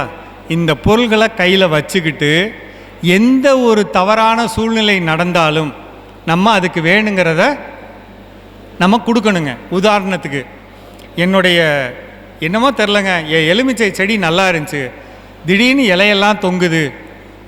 என்னுடைய மாதுளை செடி நான் என்ன செஞ்சாலும் அந்த இலை துளிர்க்க மாட்டேங்குது. மல்லிகையில் பூக்கள் பெருசாக மாட்டேங்குது, பச்சை அரும்பா நிற்கிது. செவந்தி பூ சைஸ் கிடைக்க மாட்டேங்குது. கருவேப்பிள்ளை இலைகள் அதிகம் வரமாட்டேங்குது. எந்த விதமான குறைபாடு இருந்தாலும் தயவு செய்து வீட்டில் பால் வாங்குங்க, அதை தயிராக போடுங்க, அதை மோராக மாற்றுங்க. அந்த மோரை 10 லிட்டருக்கு 1 லிட்டர் கலந்து தெளிச்சிருங்க. நீங்கள் எதெல்லாம் உங்களுக்கு மனசுக்கு யார்ட்டையாவது கேட்கணுங்க, என்னுடைய பயிரை எப்படி கொண்டு வர்றதுன்னு கேட்கணும்னு சொன்னால் நீங்களே டாக்டராக இருந்து செய்ய வேண்டிய முதல் காரியம் என்னென்னா, புளிச்ச மோர் அல்லது மோரை நீங்கள் அடிக்கணும். 2மே கிடைக்கலங்க எனக்கு அப்படின்னு ஒரு நிலைமை இருந்தால் பால் 10 லிட்டருக்கு 1/2 லிட்டர் பால் கலந்து அடிச்சிருங்க. லாக்டோபாசிலஸ் அப்படிங்கிறது என்னென்னா பால் பொருள்களில் இருக்கக்கூடிய ஒரு முக்கியமான அடிப்படை பொருள். இது என்ன செய்யும் அப்படின்னா, இலை இருக்கு இல்லைங்களா, இலை மேலே இந்த வேர்க்குது இல்லைங்களா, இது இந்த ஓட்டைக்குள்ளேருந்து வெளியே வருதில்ல, இதிலெல்லாம் வந்து உப்பு படிஞ்சிரும், காற்றுல இருக்க தூசி படிஞ்சிரும், மூச்சு விட முடியாது பயிர். இப்போ உணவு தயாரிக்கிற நேரம் உணவு தயாரிக்க முடியாது, இப்படி இருக்குல்ல, இதை எடுத்து விடுறது. இதுதான் புளிச்ச மோரோட வேலை. அதில் இருக்கக்கூடிய அமிலம் என்ன பண்ணும்னா, நான் அடித்த உடனே என் உடம்பை கழுவும். இதை எடுத்து விட்ட உடனே இலைகள்லேருந்து சூரிய ஒளி என் இலை மேலே நேராக படும். நீங்கள் இதை எப்படி பார்க்கலாம்னா, இந்த பயிருக்கு அடிங்க, 2வது நாள் துளிர் வருங்க. நீங்கள் யாரெல்லாம் சொல்கிறீங்க என் பயிர் வச்ச மாதிரி இருக்குங்கன்னு சொல்கிறீங்கல்ல, அப்படிங்கிறதுக்கு அடிங்க, 2வது நாள் துளிர் வரும். இதுதாங்க காரணம், வேறு ஒன்றும் இல்லை. 2வது, பாலில் ஒரு சத்து பொருள் இருக்குது. அந்த சத்து பொருள், அது சத்துனா என்ன? இப்போ நமக்கு அடிபட்டுச்சு, டாக்டர்கிட்ட சேர்த்தவொடனே என்ன செய்கிறாரு, குளுக்கோஸ் போடுறாரு. குளுக்கோஸ் போட்டவுடனே நம்ம அப்படி நிமிந்துடுறோம், ரைட்டுங்களா? இதானுங்க இந்த பாலில் இருக்குது. ஒரு காஃபி குடித்தோடனே நிமிந்துடுறோம்ல நம்ம, அப்படின்னா என்ன? அந்த சர்க்கரை, பாலில் இருக்கக்கூடிய சர்க்கரை என் உடம்புல சேர்ந்துருச்சு. இப்போ மோரை அடிக்கிறேன், அடித்தவுடனே ஒரு சத்து கிடைக்கிது, கிடைச்சவுடனே இந்த பயிர் நல்லாயிருக்கு. இவ்வளோதாங்க. புளிச்ச மோர் 10 லிட்டருக்கு 1 லிட்ரு. அடுத்து வந்து ஒன்று அதுக்கு கொடுக்கலாம், அல்லது ஒன்றுமே இல்லைன்னா பாலுங்க, 10 லிட்டருக்கு 1/2 லிட்ரு பாலுங்க. இது மட்டும் செய்தாலே ஒரு அடிப்படை விவசாயத்துக்கு எந்த பயிருக்கும் சூப்பருங்க. என்ன சொன்னேன்? 200 litre drum, 1 litre trichoderma viride, 3 litre மீன் அமிலம், 1 litre phospho bacteria, 1 litre potash bacteria. Potash bacteria எதுக்கு போடுறேன்? சாம்பலுக்கு போடுறேன். ஏன் சாம்பல் போடுறேன்? இப்போ எனக்கு தேவையில்லாத மழை பெஞ்சிச்சு, அளவுக்கு மீறி மழை பெஞ்சிச்சு, என் மண்ணில் இருக்க சாம்பல் கீழே போயிடுச்சு. அதை நான் ரீசார்ஜ் பண்ண 200 ரூபா செலவழித்து 1 லிட்டர் ஊற்றிட்டேன். என் பயிரோட வேர் வளரணும், இந்த சூழ்நிலையை பயன்படுத்தி வேர் வளரணும், நிறைய பூ வரணும், நிறைய காய்கள் வரணும். இப்போ நான் என்ன சேர்க்கணும்? மணிச்சத்து சேர்க்கணும். அதுக்கு தான் பாஸ்போ பாக்டீரியா 1 லிட்டர் கலந்துட்டேன். பாஸ்போ பாக்டீரியாவுக்கும் விரிடிக்கும் ஒரு அடிப்படை சத்து கிடைக்கணும். என்ன கொடுக்குறேன்? மீன் அமிலம் கொடுக்குறேன். இதானுங்க. இதை கீழே ஊற்றிட்டீங்க, மேலே இதை தெளிக்கிறீங்க. இவ்வளோதானுங்க. இதை மட்டும் தயவுசெய்து இந்த வாரம் செஞ்சுருங்க. எந்த ஊரில் நீங்கள் வந்திருந்தாலும், எந்த பயிர் வச்சுருந்தாலும் இதை மட்டும் செய்யுங்க. இது அப்படியே டெக்கரேட் பண்ணுறது எப்படி? மேலே தெளிக்கிறீங்க பார்த்தீங்களா? புளிச்ச மோருக்கு பதிலாக 100 மில்லி மீன் அமிலம் கொடுக்கலாங்க. 10 லிட்டருக்கு 100 மில்லி மீன் அமிலம் கொடுக்கலாம். இல்லைங்க, அதை இன்னும் கொஞ்சம் நல்லா பண்ணுறேங்க. 10 லிட்டருக்கு 200 மில்லி பஞ்சகாவியா அல்லது ஈயம் கரைசல் கலந்து கொடுக்குறேன். ஒன்றுமே இல்லைன்னா பால் கொடுங்க, முடியும்னா மோர் கொடுங்க, முடியும்னா மீன் அமிலம் கொடுங்க, இன்னும் முடியும்னா பஞ்சகாவியா அல்லது ஈயம் கரைசல் கொடுங்க. தெளிக்கணும், கண்டிப்பாக தெளிக்கணும். தெளிக்கிறது எவ்வளோ முக்கியம்? தெளிப்பு எவ்வளோ முக்கியம்? என் உடம்பில் இருக்கக்கூடிய என் இலையை கழுவணும், உணவு தயாரிக்கணும், அப்போ தான் என் பயிர் பெருசாகும். நான் வர்ற வழியில் கூட இந்த தேக்கை பற்றி சொன்னேன் இல்லைங்களா? தேக்கு வளர்ப்பில் நாளைக்கே போய் விற்க போகிற மாதிரி. கன்று வாங்குறப்ப நம்ம என்ன சொல்லி வாங்கினோம்? இது எத்தனை வருஷத்துலங்க விற்கலாம்? 15 வருஷம். அப்போ 15 வருஷம் வளர விடணும்ல. நான் வர்ற வழியெல்லாம் பார்த்தா ஒட்டடை குச்சியாட்ட வச்சுருக்காங்க. ஒரு விளக்கமாத்து குச்சியாட்ட ஒரு மரங்க, நுனியில் ஒரு 10 இலைங்க. இப்படியா வைப்பாங்க? இலை இருந்தால் தானங்க உணவு தயாரிக்கும். உணவு தயாரித்தா தாங்க, நம்ம அறிவியல் புத்தகத்தில் படித்தோம்ல, இலை இருந்தால் தான் உணவு தயாரித்து உடம்புல சேரும். இலையே இல்லை, எப்படிங்க உணவு தயாரிக்கும்? எப்படி மரம் பெருக்கும்? மரம் வளர்ப்பில் சுருக்கமான ஒரே ஒரு செய்தி என்ன அப்படின்னா, மரம் வளர்ப்பில் திருப்பி சொல்கிறேன், சுருக்கமான ஒரே ஒரு செய்தி. அதை வாய்ப்பு இருக்கவங்க போய் பாருங்கள். இவங்க இருக்காங்க இல்லைங்க, வனத்துறை, ஃபாரஸ்ட்டில், அவங்க ஆஃபீஸ்லலாம் போய் பாருங்கள். ஃபாரஸ்ட் ஆஃபீஸ்லலாம் மரங்கள் எப்படி வளர்க்குறாங்கன்னு ஒரு நிமிஷம் நின்று அப்படியே ஒவ்வொரு மரமாக பாருங்கள், அவங்க எப்படி வளர்க்குறாங்கன்னு. என்ன பண்ணியிருப்பாங்க தெரியுமா? நம்ம ஊரில் வேப்ப மரம் பார்த்துருப்பீங்கள்ல, எப்படி இருக்கும் வேப்ப மரம்? 6லேருந்து 8 அடிக்கு எந்த கிளையும் இருக்காது. ஓகேயா? 8 அடிக்கு மேலே என்ன இருக்கும்? பெரிய அளவு அந்த இலை இருக்கும். அதே மாதிரி தான் தேக்கு மரமோ குமிழோ அல்லது மகாகனியோ அல்லது எந்த மரமாக இருந்தாலும் 3ல் 1 பங்கு என் உடம்பு தான். 3ல் 1 பங்கு, 1 பங்குக்கு கீழே தான் கிளை இருக்கக்கூடாது. 2 பங்குக்கு கிளையும் இருக்கணும், இலையும் இருக்கணும். அப்போ தான் சாமி பெருக்கும். இல்லைன்னா நம்ம பேரை வந்தால் கூட பெருக்காது. எவ்வளோ ஆசைப்பட்டு நம்ம வச்சுருப்போம், நடக்காமல் போயிடும்.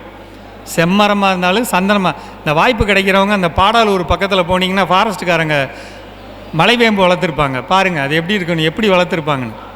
அடர்ந்து நிற்கும், அப்போ தான் தண்டு பெருக்கும். அந்த காரியத்தை மனசில் வச்சுக்கோங்க, சரிங்களா?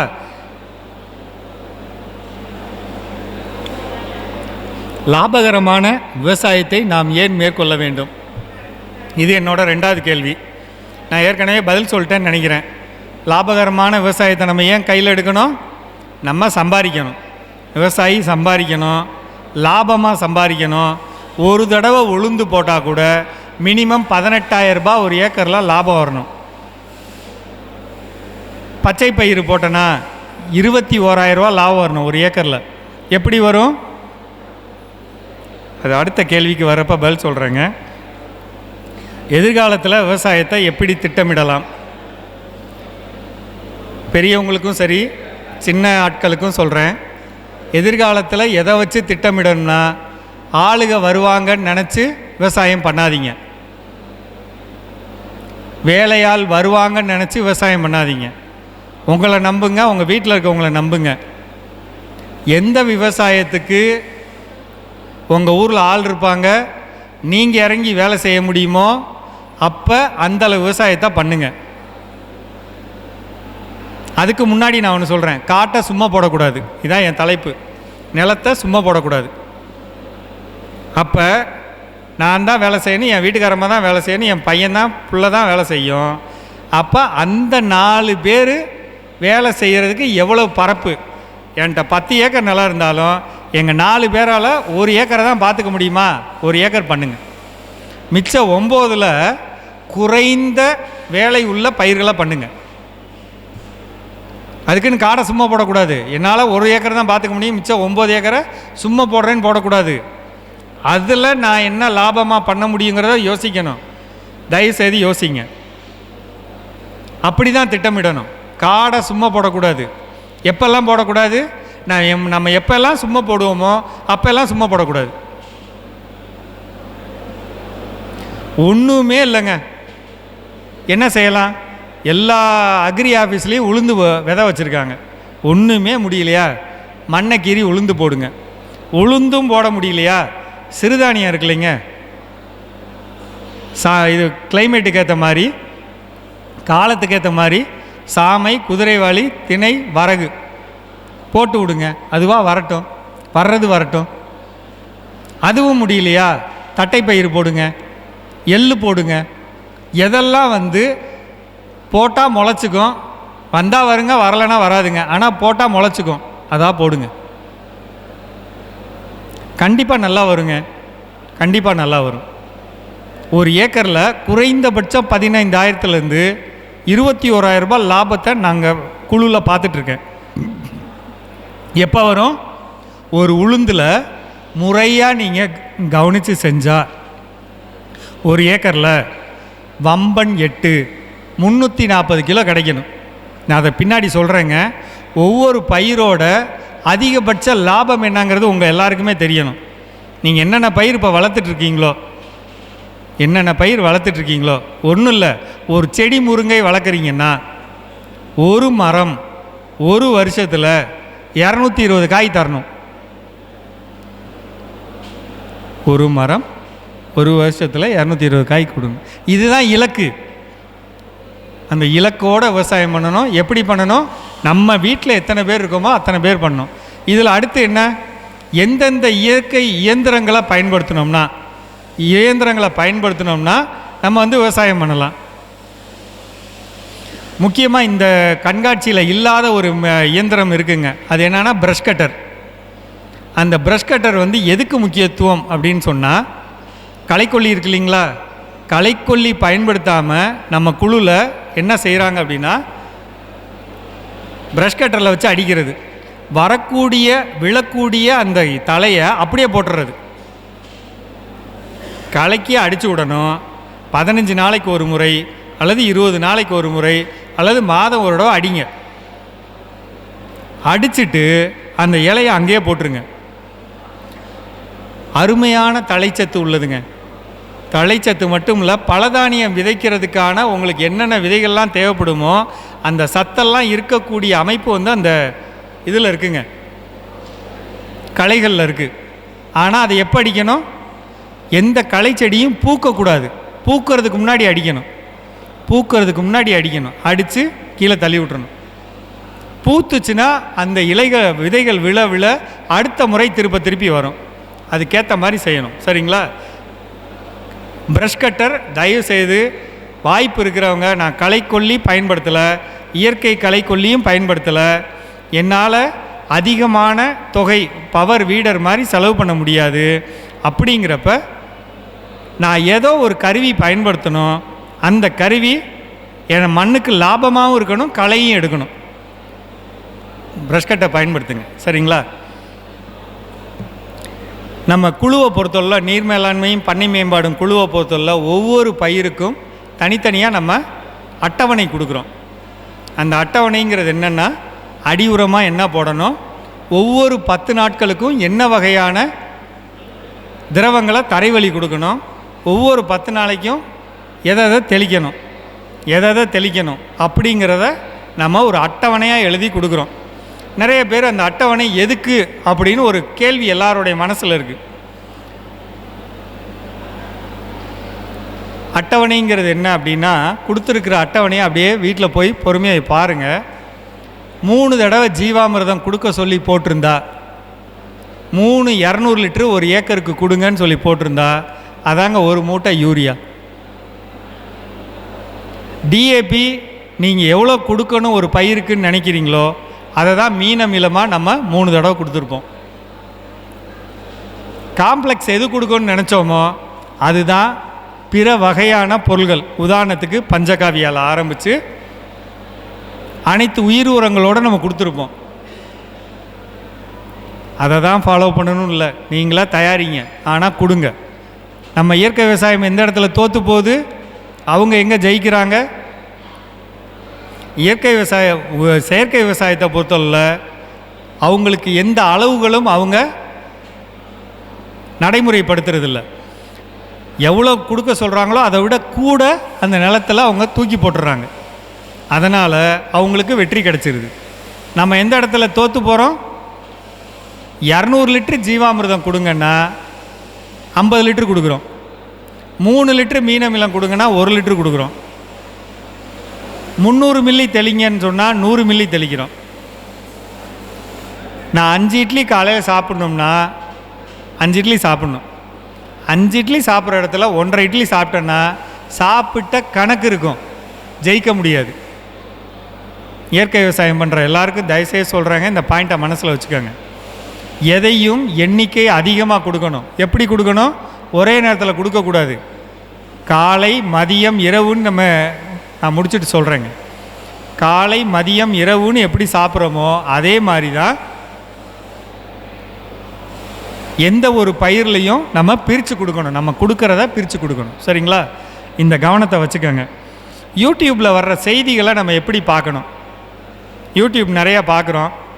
பொதுவாக அதில் வெற்றி அடைஞ்ச செய்தியாக போட்டிருப்பாங்க, பார்த்துருக்கீங்களா? நாங்கள் போட்டோம், இவ்வளோ வந்துச்சு, இது பண்ணோம், இத்தனை டன் வந்துச்சு, அவ்வளோ இதுவாக தான் போடுவாங்க. அதை பார்த்துக்கணும். அதில் இருக்கக்கூடிய முக்கியமான தொழில்நுட்பங்களை கடைபிடிக்கலாம். ஆனால் அவங்க சொன்னதை நீங்கள் கேட்கக்கூடாது. நானும் நீங்களும் வேறு. எனக்கு 3 இட்லி காலையில் சாப்பிட்டா போதும், உங்களுக்கு 5 இட்லி சாப்பிட்ணும். அவர் என்ன சொல்லியிருப்பாருன்னா, நான் இந்த தடவைங்க நெல்லுக்கு 2 பஞ்சகாவியா 2 தடவை தாங்க தெளித்தேன், 40 மூட்டை விளைச்சல் எடுத்தேன் பாரு. அதுக்காக நீங்களும் 2 தடவை பஞ்சகாவியா தெளித்தா என்ன ஆகும்? அவர் தோட்டத்தை 12 வருஷமாக இயற்கை விவசாயம் பண்ணி ரெடி பண்ணி வச்சுருப்பார். நீங்கள் இன்றைக்கி புதுசு ஆரம்பிச்சுட்டு 2 தடவை தெளிச்சுட்டு என்னங்க ஒன்றுமே வரல, அது பார்க்கக்கூடாது. யூடியூப்பை ஒரு சில செய்திகளை பார்க்கணும். ஒரு சில செய்தியை நம்ம நிலத்துக்கு ஏற்ற மாதிரி செய்யணும். நம்ம நிலம்னா எப்படி பார்க்கணும்? எங்கள் அப்பாவுக்கு 4 பிள்ளைங்க. ஒரு பிள்ளை டாக்டர் ஆச்சு, ஒரு பிள்ளை இன்ஜினியர் ஆச்சு, ஒரு பிள்ளை டீச்சர் ஆச்சு, இன்னொரு பிள்ளை வீட்டில் இருக்குது. 4 எங்கள் அப்பாவுக்கு பிறந்தது தான். ஏன் ஒன்று டாக்டரு, ஒன்று வீட்டில் இருக்குது? அதே தான் நம்ம நிலமும்.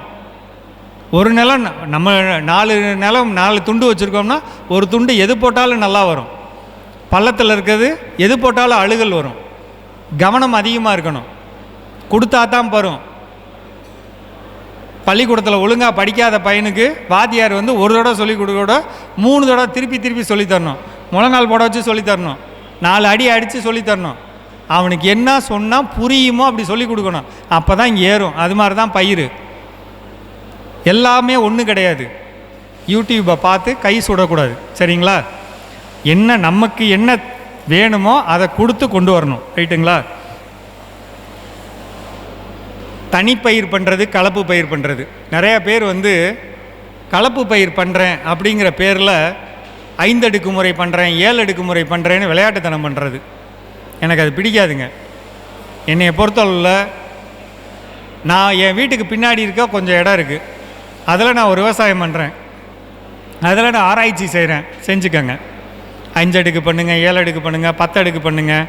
கேரளாவிலலாம் பார்த்திங்கன்னா வீடுகளுக்கு பின்னாடி போனீங்கன்னா அவங்க அப்படி வளர்ப்பாங்க. அது மாதிரி வளர்த்துக்கங்க. ஆனால் நம்ம ஒரு பொருளை உற்பத்தி பண்ணி விற்கணும், என் பையில் பணம் வரணும்னா ஒரு முறையான சீரியஸான விவசாயத்தை பண்ணணும். ஊடு பயிர் போட்டாலும் ஒரு முறையான எடை வர்ற மாதிரியான ஊடு பயிர் போடணும். அது ரொம்ப முக்கியம். ஒரு சில பேர் நிறைய பொருள்களை போட்டுட்டு உற்பத்தி பண்ணிவிட்டு விற்க முடியாமல் உட்காந்துருக்காங்க. அது பண்ணக்கூடாதுங்க.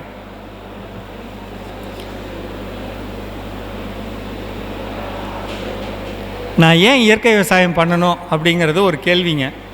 நிறைய பேர் பண்ணுறோமா பண்ணலையா, அல்லது உண்மையிலே வீட்டில் போயிட்டு கெமிக்கல் போடுறோமா, அதெல்லாம் நான் அதுக்குள்ளெல்லாம் வரல. அதே நேரத்தில் நீண்ட காலமாக அந்த நிலம் நம்மளோட்டையே இருக்கணும் அப்படின்னா மண்ணை வளமாக வச்சுக்கிறது ரொம்ப முக்கியம். இல்லை நான் கெமிக்கல் போட்டே பண்ணி நான் வளமாக வச்சுக்கிறேன்னா செய்யுங்க. எந்த இடத்த பண்ணக்கூடாது, களைக்கொல்லி பயன்படுத்தாதீங்க. களைக்கொல்லி பயன்படுத்தினா என்னாகும், மண்ணில் இருக்கக்கூடிய மட்கு பொருள் அப்படின்னு சொல்லக்கூடிய நம்ம கொடுக்குற தண்ணியும் கொடுக்குற சத்தையும் ஸ்டோர் பண்ணி வைக்கிற மட்கு பொருள் எரிஞ்சு போயிடும், பொறிஞ்சு போயிடும். அந்த களைக்கொல்லி போட்டிங்கன்னா நீங்கள் களைக்கொல்லி போட்டதுக்கப்புறம் பாருங்கள் எல்லா செடியும் அப்படியே நிற்கும், வளர்ச்சியே இருக்காது, புது இலை வராது, ரொம்ப காலம் ஆகும் புது இலை வர்றதுக்கு. அதுதான் அது. தயவுசெய்து கொஞ்சம் கவனமாக செய்யுங்க. எந்த ஒரு நேரத்துலையும் களைக்கொல்லி பயன்படுத்தாதீங்க கெமிக்கலில். அப்படியே பயன்படுத்தி தான் ஆகணுங்க, எனக்கு வேறு வழியே இல்லைன்னா தெளிவான ஆள்கிட்ட கேட்டுட்டு எதை செஞ்சால் இது மட்டும் போதும் அப்படின்னு எது இருக்கோ அதை மட்டும் அந்த அளவில் மட்டும் பண்ணுங்கள். எதை பண்ணக்கூடாது, போய் உரக்கடையில் கேட்டு 4 மருந்து வாங்கி 4ஐயும் கலந்து அப்படி அடிக்கக்கூடாது. அவர் சொன்னாருங்க இது போட்டால் நல்லாகும்னு, மரவழியில் பாயிண்ட்டு கிடைக்காது. கடலை 1400 கிலோ வரணும்னு நாங்கள் சொன்னோம்னா 500 கூட வராது. என்னமோ ஒரு காரணத்தை நினச்சிட்ருப்பீங்க, களைக்கொல்லி தான் காரணம். 4 டிராக்டர்களோட சாணம் ஓட்டினா கூட அடுத்த விளைச்சல் முளைக்காது, 60% தான் முளைக்கும். ஏன்னா அதுக்கு முன்னாடி போட்ட களைக்கொல்லியோட எஃபெக்ட் அது. இல்லைங்க நான் போடலைன்னா வரமாட்டேங்குதுங்க, டென்ஷன் ஆகாதீங்க, கண்டிப்பாக நல்லா வரும். எதுவுமே நம்ம பார்க்குற பார்வையில் தாங்க இருக்குது. இன்றைக்கி காலையில் நான் ட்ரெயினில் வரப்போ கூட பார்க்குறேங்க, ஒருத்தர் அவரோட காட்டை தெளிவாக வச்சுருக்கார். அந்த இயற்கை விவசாயத்தில் நம்ம செய்யக்கூடிய கொடுக்கக்கூடிய பொருள்களோட அளவை குறைக்கணும்னா கூட மீனமிலம் வேணும், இருந்தால் போதும். போன வருஷம் நம்ம என்ன கொடுத்தோமோ அதில் பாதியை குறைச்சிக்கிட்டோ கூட அதை விட கூடுதல் லாபம் எடுக்க முடியும். மீனமிலம் ரொம்ப முக்கியங்க, சரிங்களா? அதே மாதிரி உயிர் உரங்கள் கண்டிப்பாக கொடுக்கணுமா அப்படின்னு ஒரு கேள்வி இருக்குங்க. உயிர் உரம் கண்டிப்பாக கொடுக்கணுங்கிற அவசியமே இல்லை.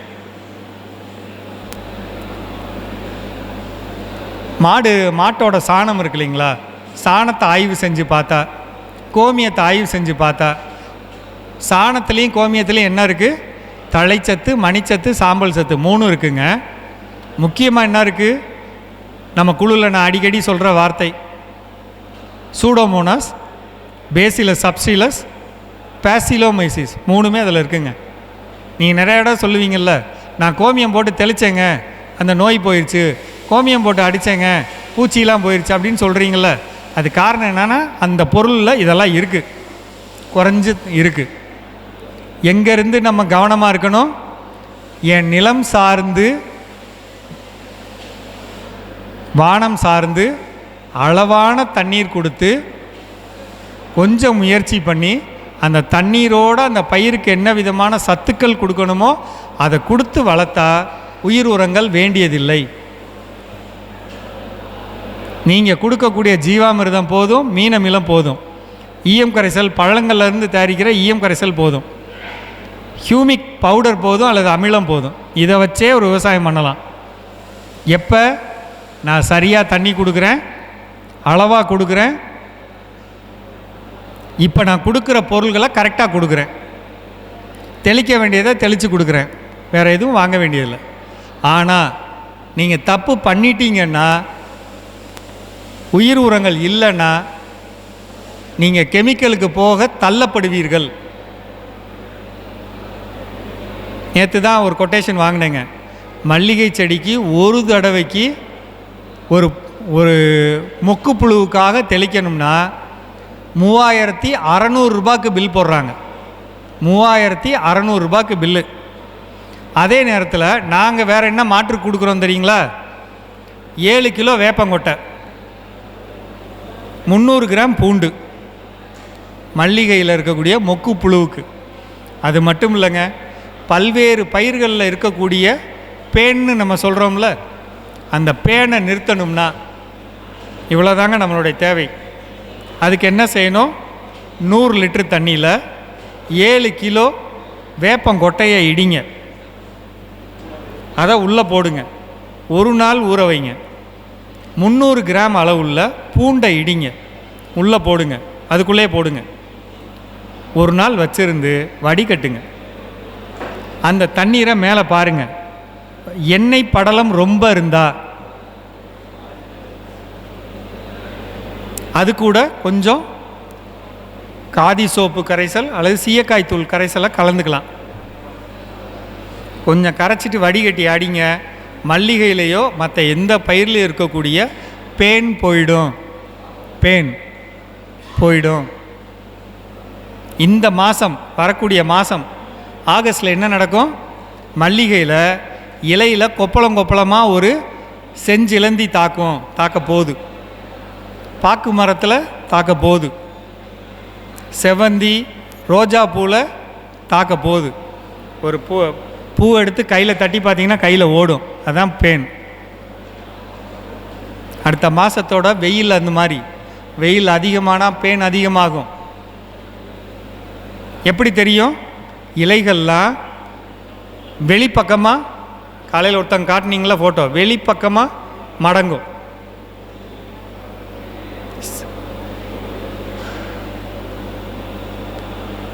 கீழே போய் சுருண்டுக்கும் இலையெல்லாம். நம்ம வைரஸ்ன்னு நினைப்போம். எந்த ஒரு பிரச்சனைனாலும் உள்ளங்கையில் தட்டி பாருங்கள், பேன் ஓடும். இதுக்கு தான் நான் தெளிக்க சொல்கிறேன். வந்ததுக்கப்புறம் தெளிக்கிறத விட இப்போ எல்லா பக்கமும் வேப்பம் பழம் கீழே உழுகுதுங்க. கொஞ்சம் சொல்லி வச்சு வேப்பங்கொட்டையை வாங்கி வைங்க. ஒரு ஏக்கர் நிலத்துக்கு 50 கிலோ இருந்தால் நல்லது, 50 கிலோ இருந்தால் நல்லது, வாங்கி வைங்க.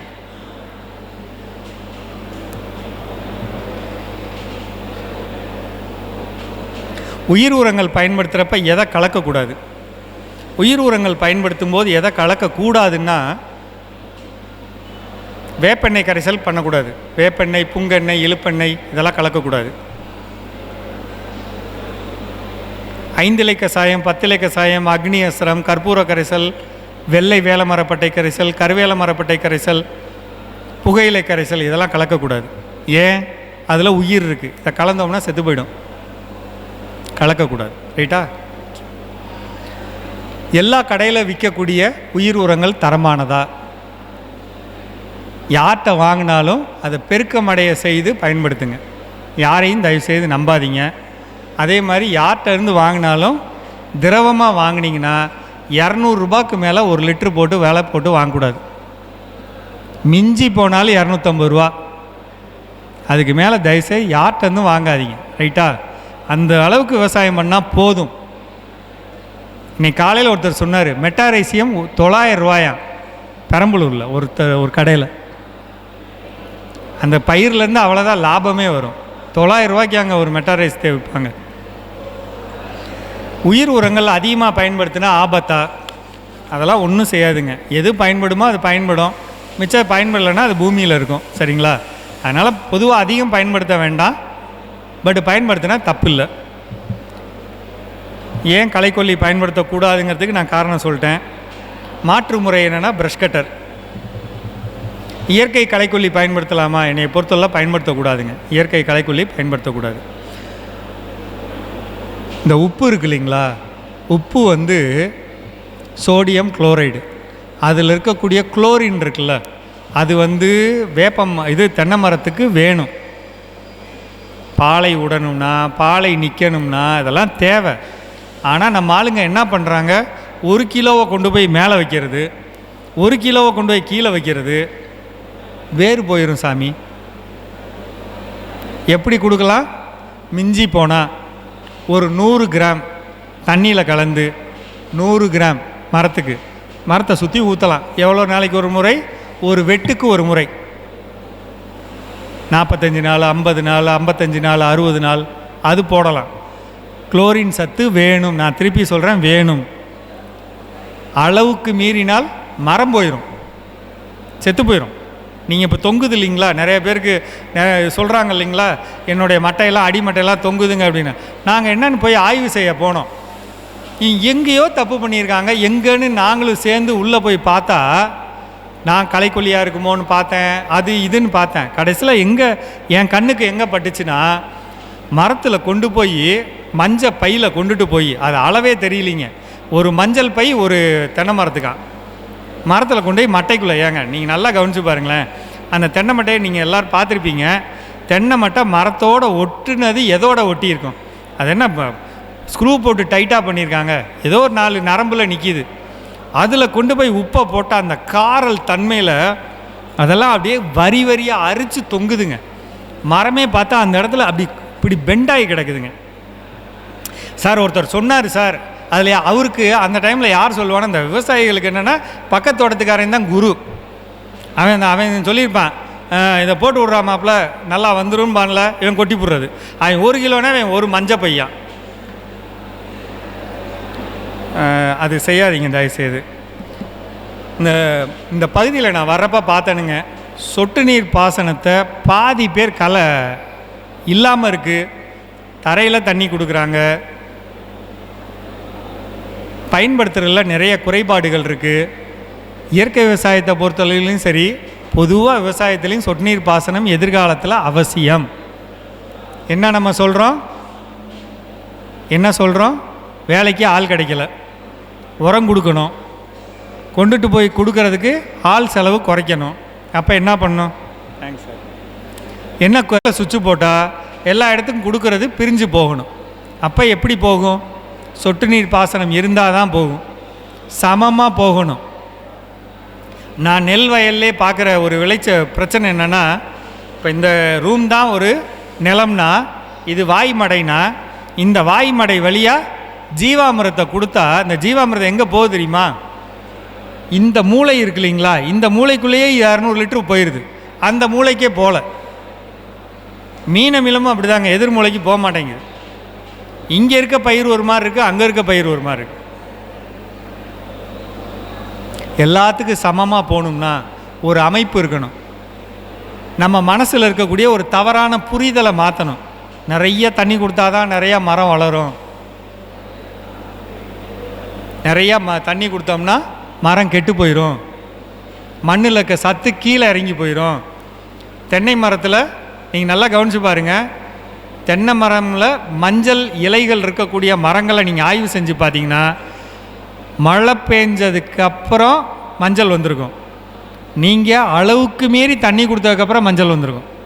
2 காரணத்துலையும் என்ன நடந்திருக்கும்னா, வேர்பகுதியில் இருக்கக்கூடிய சாம்பல் சத்து இறங்கி மொத்தத்துக்கே தென்னை மரம் 3 அடி தானுங்க, அதோட வேர் 3 அடி தானுங்க. இந்த 3 அடிக்கு கீழே இறங்கிடும், சாம்பல் இறங்கினாலே மஞ்சள் ஆயிரும். என்ன? சரிங்க, கண்டிப்பாங்க.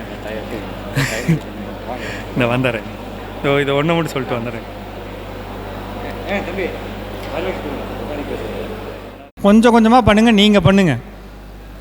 அதை அடித்து விட்டிங்கன்னா இந்த கசடெல்லாம் வெளியே போனாலே என்னென்ன கசடு வரும்? நீங்கள் கெமிக்கலே பண்ணுறாலும் லிக்விட் பயோ ஃபெர்டிலைசர்னு நீங்கள் நிறையா கொடுப்பீங்க, அதுவுமே திரவமாக இருக்கிறதுமே வெயிலில் இருக்கக்கூடிய அமைப்பு இருக்கக்கூடிய பைப்பாக இருந்தால் கீழே படியுங்க. உப்பு தண்ணி இருக்குல்லங்க, உப்பு தண்ணியை ஒரு பாத்திரத்தில் போட்டு வெயிலில் வச்சிங்கன்னா கீழே படியுதில்ல, உப்பு படியுதில்ல, அதே தானுங்க அதுவும். சுவிட்சை ஆஃப் பண்ணுறீங்கள, சுவிட்சை ஆஃப் பண்ண உடனே அந்த பைப்பில் இருக்கிறது காயும்ல, அதெல்லாம் அங்கே தான் இருக்கும். அதுதான் உங்கள் ஓட்டையை அடைக்கிறது. நீங்கள் எடுத்து பாருங்கள், செக் பண்ணி பாருங்கள். உப்புங்கிறது எப்படி இருக்கும் அப்படின்னா மஞ்சள் கலரில் இருக்கும், மஞ்சள் கலரில் கட்டியாக இருக்கும். பைப்பை க்ளீன் பண்ண பாருங்கள். முதல் காரியம். இந்த சொட்டு நீர் பாசன அமைப்போட வாய்ப்பு கிடைக்கிறவங்க இந்த வெளியில் வச்சுருக்காங்க இல்லைங்களா, இந்த தானியங்கி செல்ஃபோனில் ஸ்டார்ட் பண்ணுறது, உரங்கள் கலக்கி கொடுக்கறது, இதெல்லாம் யாருக்கெல்லாம் முடியுமோ யாரெல்லாம் வேறு தொழில் செஞ்சுட்டு விவசாயமும் செய்கிறோமோ. உதாரணத்துக்கு இப்போ எங்கள் அலுவலகத்தில் ஒருத்தர் இருக்காருங்க, அவரோட தோட்டக்காயம் நம்ம செய்யணும்னா இது ரொம்ப முக்கியம். இந்த அமைப்பை நீங்கள் எதில் எப்படிலாம் பண்ணலாம்? என்னால் 1 ஏக்கர் தான் தீவிரமான விவசாயம் பண்ண முடியும். மல்லிகைப்பூ போடுறது, காய்கறி போடுறது 1 ஏக்கர் தான் பண்ண முடியும். மிச்சம் 8 ஏக்கரு நான் வந்து தென்னை போடுறேன், அல்லது கொய்யா போடுறேன், எலுமிச்சை போடுறேன். அதுக்கெல்லாம் இந்த நான் சொல்லக்கூடிய மொபைல் ஸ்டார்டர் மாதிரி வச்சுட்டு வீட்டில் உட்காந்து தண்ணி பாய்ச்சுங்க. இதை மனசில் யோசித்து பாருங்கள். நாளைக்கே பண்ணணும்னு நான் சொல்லலை, மனசில் யோசிங்க. எதெல்லாம் பண்ண முடியும், எப்படி பண்ண முடியும், எது நல்ல கம்பெனி, யாருக்கு சர்வீஸ் பேக்கப் இருக்குது, நம்ம சொன்னால் வந்து சர்வீஸ் பண்ணி கொடுக்குறவங்க யார். ஒரு எலக்ட்ரானிக் இது ஒன்று செய்கிறோம்னா அதில் என்னென்ன தவறுகள் வரும். வந்து நம்ம அமைக்கல. ரெண்டாவது இந்த வெளியில் வச்சுருக்காங்கல்ல, அவங்கள்ட்ட என்ன நீங்கள் கேட்கணும்னா, இது நான் போடுறேன்ப்பா, இதில் என்னன்னாலாம் இதுவரையில் ரிப்பேர் வந்திருக்கு, அந்த ரிப்பேரை எப்படி சரி எப்படி சரி பண்ணுவீங்களான்னா பண்ணுவேன்னு தான் சொல்லுவாங்க. எப்படி பண்ணியிருக்கீங்க அப்படி கேளுங்க, அது கொஞ்சம் நல்லாயிருக்கும். சரிங்களா? அது அடுத்தது. இந்த இயற்கை விவசாயம் பண்ணணும் அப்படின்னு சொன்னால் நிலத்தில் இருக்க வேண்டிய அடிப்படை கட்டமைப்புகள் என்ன? தயவுசெய்து எல்லாரும் பக்கத்து தோட்டத்தில் பிரச்சனை இல்லைன்னா நம்ம பொழியை ஒட்டி மரங்கள் வளர்க்குறது ரொம்ப முக்கியங்க. இப்போ கூட பார்ப்பீங்க, இந்த காத்தடி காலத்தில் நம்ம குழுவில் எவ்வளோ பேர் மரம் உடஞ்சிச்சுன்னு நம்ம பதிவு போடுறோம். மரங்கள் உடையாமல் இருக்கணும் அப்படின்னு சொன்னால் ஒட்டு வகை மரம், முக்கியமாக ஹைப்ரிட் வகை மரம், எலுமிச்சையே பாலாஜி ரக எலுமிச்சையே கீழே விழுந்துருச்சுங்க, உடஞ்சி போச்சு. 20 வருஷம் மரம் உடஞ்சி போச்சு இந்த காற்றுல. கண்டிப்பாக வரப்பில் நம்ம மரங்கள் வளர்க்கலாம். ரொம்ப உயரமாக இல்லைனாலும் கிளரிசீடியா மாதிரியான மரங்கள் வளர்க்கலாம். கிளரிசீடியாவில் இல்லைன்னா என்ன நன்மை? அதோட இலையை வெட்டி நிலத்தில் போட்டுடலாம். இந்த பசுந்தாள் உரங்கள் வளர்க்குறது அப்படிங்கிறது ஒரு தடவை குறிப்பிட்ட காலத்தில் வளர்த்து அதை அப்படி போடுறது. பட் இது என்னென்னா மரம் எப்பயுமே இலை இருந்துக்கிட்டே இருக்கும். உங்களுக்கு தோன்றப்பெல்லாம் இலையை பிச்சு கீழே போடலாம். இந்த இப்போ திடீர்னு மழை வந்தது, ஜூன் ஜூலையில் மழை வந்தது, அதில் போட்டு நம்ம நிலத்தில் மிதிக்கணும்னு வச்சுக்கோங்க. இப்போ உதாரணத்துக்கு எலுமிச்சை போட்டிருக்கீங்க, எலுமிச்சைக்கு இடையில மண் நல்லா மழை பெஞ்சு தண்ணி சொத நிற்கிது. ஏதோ ஒரு பசுந்தாள் உரத்தை போட்டு காலில் மிதிக்கணும்னா என்ன இருக்குது? அந்த நேரம் போய் நீங்கள் அலைய முடியுமா? ஏதாவது கிடைக்குமா? சணப்பு, தக்கை பூண்டு, மவுரி, கொளிஞ்சி ஏதாவது கிடைக்குமா? அதுக்கு என்ன செய்யணும்? இந்த மாதிரி கிளரிசீடியா மாதிரி மரங்கள் இருந்தால் அந்த கிளையை சீவி கிடைக்கக்கூடிய இலைகளை கீழே போட்டு காலில் மிதிச்சிடலாம். கொஞ்சம் யோசிச்சு பாருங்கள். சரிங்களா? இதெல்லாம் சிரமம் இல்லாமல் உங்களோட செலவை குறைக்கும். செஞ்சு பாருங்கள். அதை வந்து கஷ்டமாக நினைக்காதீங்க, கண்டிப்பாக பாருங்கள், அதுக்கு ரொம்ப உபயோகமாக இருக்கும். அதே மாதிரி வீட்டில் கொஞ்சம் ட்ரம்மு வாங்கி போடுங்க. 200 லிட்டர் ட்ரம்மு, 100 லிட்டர் ட்ரம்மு வாங்கி போடுங்க. இந்த 40 லிட்டரு பெயிண்ட்டு டப்பா இருக்குது பார்த்தீங்களா, ஒரு 10 டப்பா வாங்கி போடுங்க. இது இருந்தாலே இயற்கை விவசாயம் பண்ணிடலாங்க. நம்ம பாதி நேரம் செய்யணும்னு நினைப்போம், அதுக்கான ட்ரம் இருக்காது. நான் யாரை வேணாலும் போய் கேட்குறேங்க, உங்கள் தோட்டத்தை காட்டுங்க அப்படின்னு சொல்லி பார்த்தா அங்கே ட்ரம்மே இருக்கிறதில்ல. அப்புறம் எப்படி கலக்கி கொடுப்பீங்க? ஒரு விவசாயம் பண்ணணும்னா அடிப்படையில் இந்த கட்டமைப்பு வேணும். சரிங்களா? மூடி உள்ள ஒரு ட்ரம்மு கொஞ்சம் வாங்கி போடுங்க. ஒன்றுமே இல்லையா, இந்த பழைய கடையில், இந்த வரப்போ வழியில் கூட பார்த்தேங்க, பிளாஸ்டிக் கடையில் இந்த பழைய பெயிண்ட்டு டப்பா இருக்குது பார்த்தீங்களா, மூடியோடு இருக்குது, அதை வாங்கி ஒரு 10 டப்பா வைங்க. இது இருந்தாலே செஞ்சிடலாம். சரிங்களா? வாய்ப்பு கிடைக்கிறவங்க, நம்ம அடிக்கடி தோட்டத்துக்கு போக முடியாதுங்கிறவங்க வேலியை கொஞ்சம் டைட் பண்ணுங்கள், வேலிக்கு கொஞ்சம் செலவு பண்ணுங்கள். அந்த வேலியில் கொடியை போட்டு விடுங்க. கொடியை போட்டு தோட்டத்துக்குள்ளே என்ன இருக்குன்னு தெரியாத அளவுக்கு கொடியை வளர்த்து விடுங்க. நிறைய கொடிகள் இருக்குங்க, அந்த மாதிரி கொடி வளர்த்து விடுங்க. இதோட நன்மை என்ன? ஊர் கண்ணுப்படாமல் இருக்கும். ரெண்டாவது, இந்த ஆடு மாடை தோட்டத்துக்குள்ளே ஓட்டி விடுறது இந்த தொல்லை இருக்காது. அவங்க பிளான் பண்ண முடியாது. நாளைக்கு இந்த இடத்துல ஆடை மேய்ச்சோமா, நாளன்னைக்கு இந்த ஆள் தோட்டத்தில் மேய்ச்சி விடுவோம் அப்படின்னு அவன் திட்டமிடுறதுக்கு மறைஞ்சிரும். முக்கியமாக பெரிய பெரிய தோட்டங்கள் வச்சுருக்கீங்களா, 25 ஏக்கர் 50 ஏக்கர், அவங்கெல்லாம் உங்கள் கண் பார்வையில் இருக்கக்கூடிய தூரத்தில் இருக்கக்கூடிய வேலிகளை முறைப்படுத்துங்க. அந்த இடத்துல வேலிகளில் வளரக்கூடிய தாவரங்கள்னு பலன் கொடுக்கக்கூடிய தாவரங்கள் இருக்குங்க, அதை போட்டு விடுங்க. ரொம்ப முக்கியமானது சீமை இலந்தைங்க. அந்த சீமை இலந்தையை நீங்கள் வேலியில் போட்டு விட்டிங்கனாலே, இந்த ஐயப்பன் சீசனில் உங்களுக்கு பழம் கிடைக்கிது பார்த்தீங்களா, ஆந்திராவிலேருந்து வருதுங்க. இங்கேருந்து கொடுத்தீங்கன்னா அப்படி விற்குங்க. 10 செடி வைங்க, இலந்த 10 சீமை இலந்தை அதை போட்டு விடுங்க. 10 செடி போட்டு விடுங்க, சரிங்களா? இது மாதிரி ஒரு பெரிய லிஸ்ட் இருக்குங்க. தலைப்பு மட்டும் சொல்கிறேன், பின்னாடி பார்த்துக்கலாம். அதே மாதிரி மணிச்சத்து கொடுக்கறதுக்கான பொருள்கள் என்னென்ன நம்மகிட்ட என்ன இருக்குது? இயற்கை விவசாயம் தலைச்சத்துனா நீங்கள் சொல்லிடுவீங்க, எல்லாமே சாணம் சார்ந்த எடுப்பொருள்லாம் சொல்லிடுவீங்க. எனக்கு மரவள்ளி பெருக்கணும், கருணக்கிழங்கு 2 கிலோ சைஸ் வரணும். காலையில் காட்டினீங்கள்ல இந்த மல்லிகைப்பூ, பூ பெருசாக வரணும், கொத்து கொத்தாக பூக்கணும். மாம்பழம் சைஸு பெருசு வரணும், தென்னை சைஸு வரணும். என்னென்ன பொருள் கொடுக்கணும் எழுதுகிறவங்க எழுதிக்கங்க, ஞாபகம் வச்சுக்கோங்க. முதல் பொருள் நம்ம கோமியம் கொடுக்கணும். கோமியம் கொடுக்கலாம். 1 ஏக்கருக்கு 15 லிட்டர், 185 லிட்டரோட 15 லிட்டர் கலந்து கோமியத்தை 15 நாளைக்கு ஒரு முறை கொடுக்கலாம். 1. ரெண்டாவது, பாசுவோ பாக்டீரியா கொடுக்கலாம். 15 நாளைக்கு ஒரு முறை, ஏக்கருக்கு 1 லிட்டர். 3வது பொருள், ரொம்ப முக்கியமான பொருள்,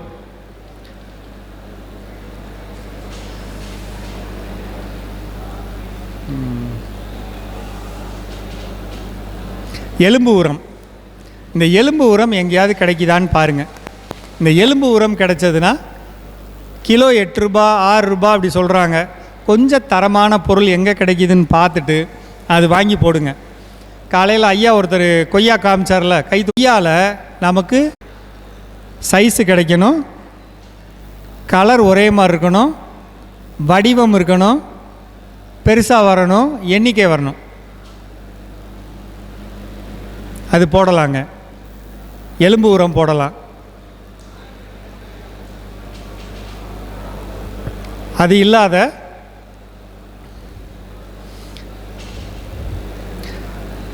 இதெல்லாம் கண்டிப்பாக செய்யலாங்க. இது இல்லாத இப்போ சாம்பலுக்கான சொல்கிறேங்க. நான் ஒரு பொருளை மறந்துட்டேன், அதை நான் சொல்கிறேங்க. சொல்லிகிட்டே இருக்கப்ப மறதி ஆகிப்போச்சு. சாம்பலுக்கு வந்து பார்த்திங்கன்னா எந்த ஒரு பயிருக்கும் நேரடி சாம்பல் கொடுக்கணுங்க. அது எப்படி கொடுக்கணும் அப்படின்னா, ஒரு மரத்துக்கு குறைந்தபட்சம் 1 கிலோலேருந்து அதிகபட்சம் 5 கிலோ வரலும் கொடுக்கணுங்க. முக்கியமாக யார் கொடுக்கணும்? தென்னை மரம் வச்சுருக்கவங்க கொடுக்கணும். 5 கிலோ கொடுக்கணுங்க.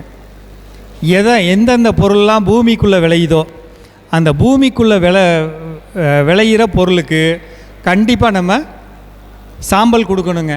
அவங்க பொட்டாஷ் கொடுக்குறாங்க, நம்ம சாம்பல் கொடுக்கணும். அடுத்த 2வது பொருள் என்ன? வேம் கொடுக்கணுங்க. பவுடராக இருந்தால் 1 ஏக்கருக்கு 3 கிலோலேருந்து 5 கிலோ. அதே இது சப்போஸ் வந்து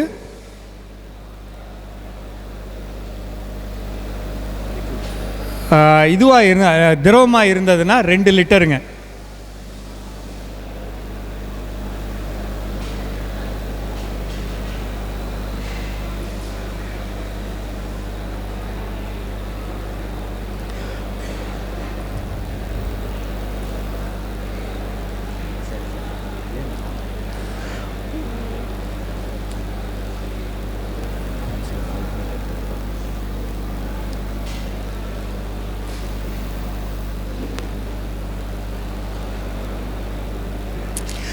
இந்த பேர் தாங்க ஞாபகத்துக்கு வரல. அந்த பேர் வந்து ராக் பாஸ்பேட்.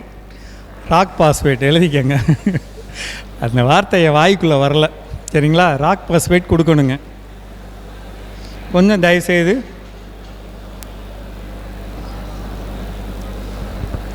அதை கொடுங்க. சரிங்களா? கொய்யாவுக்கு அது கொடுக்கலாங்க. அது நல்லா கிடைக்கிற இடம் எதுங்கிறத நான் ஒரு 2-3 இடம் கொடுக்குறேன். பேசி அதில் எது நல்ல பொருளோ கேட்டு வாங்கிக்கோங்க. சரிங்களா?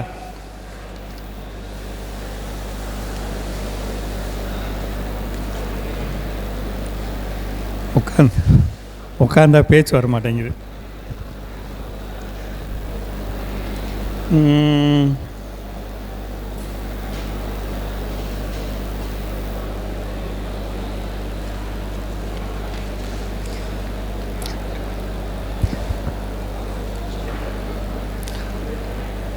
இப்போ நம்ம இந்த தீமை செய்யக்கூடிய பூச்சிகள்கிட்டருந்து பாதுகாக்கிறதுன்னு ஒரு காரியம் நம்ம செய்கிறோங்க. இந்த காரியத்தில் இந்த காலத்தில் நம்ம செய்ய வேண்டிய ஒரு முக்கியமான விஷயம் என்ன செஞ்சுக்கலாம்னா 2 வகையான அடிப்படை திரவங்கள் வச்சுக்கலாம். ஏன்னா இந்த ஆகஸ்ட்டு, செப்டம்பர், அக்டோபர் 3 மாதமும் நமக்கு என்ன தொல்லை வரப்போகுது தெரியுங்களா? மலர் சாகுபடியாக இருந்தாலும் சரி, கொய்யா சாகுபடியாக இருந்தாலும் மாவு பூச்சி வரும். 2வது பேன் வரும். 3வது முருங்கை வச்சுருக்கவங்களுக்கெல்லாம் இந்த சீடை நோய் வரும். சீடை நோய் அது வருங்க. அடுத்து 4வது எல்லா பயிர்லேயுமே இனம் புரியாத ஒரு பூச்சி தாக்கம் வரும். இனம் புரியாத அப்படின்னா, இப்போ உதாரணத்துக்கு ஒன்று சொல்கிறேங்க. சாறு உறிஞ்சும் பூச்சிக்கு நம்ம உயிர் வழியில் கொடுக்க வேண்டிய திரவம் வந்து வெர்டிசிலியம் லக்கானி. இப்போ மூட்டை பூச்சி இருக்கு இல்லைங்களா? மூட்டை பூச்சியை கையில் வச்சு அமுக்குனா நசுங்கிடணும். கரெக்டாக? அதான் வந்து மெல்லிய தோல் உள்ள பூச்சி, மூட்டை பூச்சி. இப்படி அமுக்குனா செத்தரணும். அப்படின்னு நினச்சி வெர்டிசிலியம் கொடுத்தா கேட்க மாட்டேங்குதுங்க. ஒரு வண்டா நினச்சி மெட்டாரைசியம் கொடுத்தா செத்து போயிடுதுங்க. நம்ம என்ன நினைக்கிறோம்? அது மெல்லிய தோல் அமைப்பு உள்ளது அப்படின்னு நினச்சி நம்ம செய்கிறோம். இதை தான் நான் வித்தியாசமானதுன்னு ஒரு வார்த்தையை சொல்கிறேன். அப்போ இதெல்லாம் நம்ம தோட்டத்துக்கு வரக்கூடாதுன்னா இன்னையிலேருந்து நம்ம செய்ய வேண்டிய விஷயம் என்னென்னா, 5 லிட்டர் தண்ணியில் 300 கிராம்லேருந்து 500 கிராம் அளவுள்ள புகையிலை பிச்சு போட்டு கொதிக்க விடுங்க. 5 லிட்டரை 1 லிட்டராக மாற்றுங்க. அந்த 1 லிட்டரை 10 லிட்டருக்கு 100 மில்லி கலந்து அடிங்க. எந்தெந்த பயிருக்கு? எல்லா பயிருக்கும். கொய்யா, எலுமிச்சை, பப்பாளி, முக்கியமாக பப்பாளி, மாதுளை, மா, அடுத்து யாருக்கெல்லாம் பூ வரணுமோ அவங்க மா. இது அடிப்படைங்க. அடுத்து முக்கியமாக மரவள்ளிங்க. மரவள்ளியில் அடுத்து வைரஸ்ன்னு நம்ம குழுவிலே பார்த்திங்கன்னா வரும், பேச்சு வரும். இலைக்கு பின்னாடி கண்ணுக்கு தெரியாத இந்த ரொம்ப குட்டியாக பச்சை கலரில் ஒரு பூச்சி இருக்கும். அதே மாதிரி வெள்ளை கலரில் பூச்சி இருக்கும். இது இருந்தாலே கத்திரிக்காயில், இதில், தக்காளியில் அடுத்து வைரஸ் நோய் வரப்போகுதுன்னு அர்த்தங்க. இந்த மாதம் வருங்க. கொஞ்சம் தயவுசெய்து முன்கூட்டியே சொல்கிறேன், இந்த தயார் பண்ணுங்க, தெளிங்க. அதே மாதிரி நம்ம குழுவில் போடக்கூடிய இன்னொரு முக்கியமான திரவங்கள்லாம் என்ன? ஒன்று புகையிலை கரைசல், இன்னொன்று கற்பூர கரைசல், அக்னி அஸ்திரம், பத்திலை கஷாயம். இந்த பத்திலை கஷாயம் ரொம்ப சூப்பரான ஒரு திரவங்க. இந்த பத்திலை கஷாயத்தில் இருக்க வேண்டிய முக்கியமான இலை என்ன அப்படின்னா, தும்பை செடியும் தும்பை இருக்கணுங்க, நொச்சி இருக்கணுங்க. இது 2 இருந்தால் புழு இருக்காதுங்க. தும்பையும் நொச்சியும் இருந்தால் புழு இருக்காது. எந்த பூச்சியும் வரக்கூடாதுன்னா அடுத்த மற்ற இலைகள் இருக்குது. எதெல்லாம் இருக்குது? முக்கியமாக கொய்யா இலை, நாட்டு சீத்தா, 3வது வந்து ஊமத்தை. இந்த இலையை இதோட வேறு எந்த வேப்ப இலை, புங்க இலையெல்லாம் சேர்த்துக்கலாம். இது ரொம்ப அடிப்படையாக இருக்க வேண்டிய இலை. இதை எப்படி அரைக்கலாம்? செய்ய நிறைய பேர் சிரமப்படுறாங்க. உங்கள் வீட்டில் ஒரு பானை இருந்தால் தண்ணியை நிறச்சிக்கங்க. ஒரு 3/4 பானை தண்ணியை நிறச்சிட்டு கொதிக்க விடுங்க. ஒரு கைப்பிடி இலையை அள்ளி அதுக்குள்ளே போட்டு அமுக்கி விடுங்க. ஒரு 10 நிமிஷத்தில் பார்த்திங்கன்னா அப்படியே நொதிச்சு போய் அப்படியே மிதக்கும். திருப்பி இன்னும் கொஞ்சம் தள்ளி உள்ளே போடுங்க, இன்னும் கொஞ்சம் தள்ளி உள்ளே போடுங்க. இப்படியே போட போட ஒரு குறிப்பிட்ட நேரத்தில் வந்து பார்த்திங்கன்னா ஒரு கஷாயம் மாதிரி ஆயிரும். இலை இருக்கும், கஷாயம் மாதிரி ஆகிடும். இந்த கஷாயத்தை நம்ம ட்ரம்மில் நம்ம போட்டு வைக்கிறோம் இல்லைங்களா. நான் என்ன சொல்லியிருக்கேன், 100 லிட்ரு கோமியத்தோட 100 கிலோ இலையை கலங்க. 100 கிலோ இலைங்கிறது பார்க்க இவ்வளோ பெருசு இருக்கும். இதை தூக்கி அதுக்குள்ளே அமுக்க முடியாது. அப்போ அமுக்கணும்னா என்ன செய்யணும், கொதிக்க வச்சு அமுக்கிடணும்,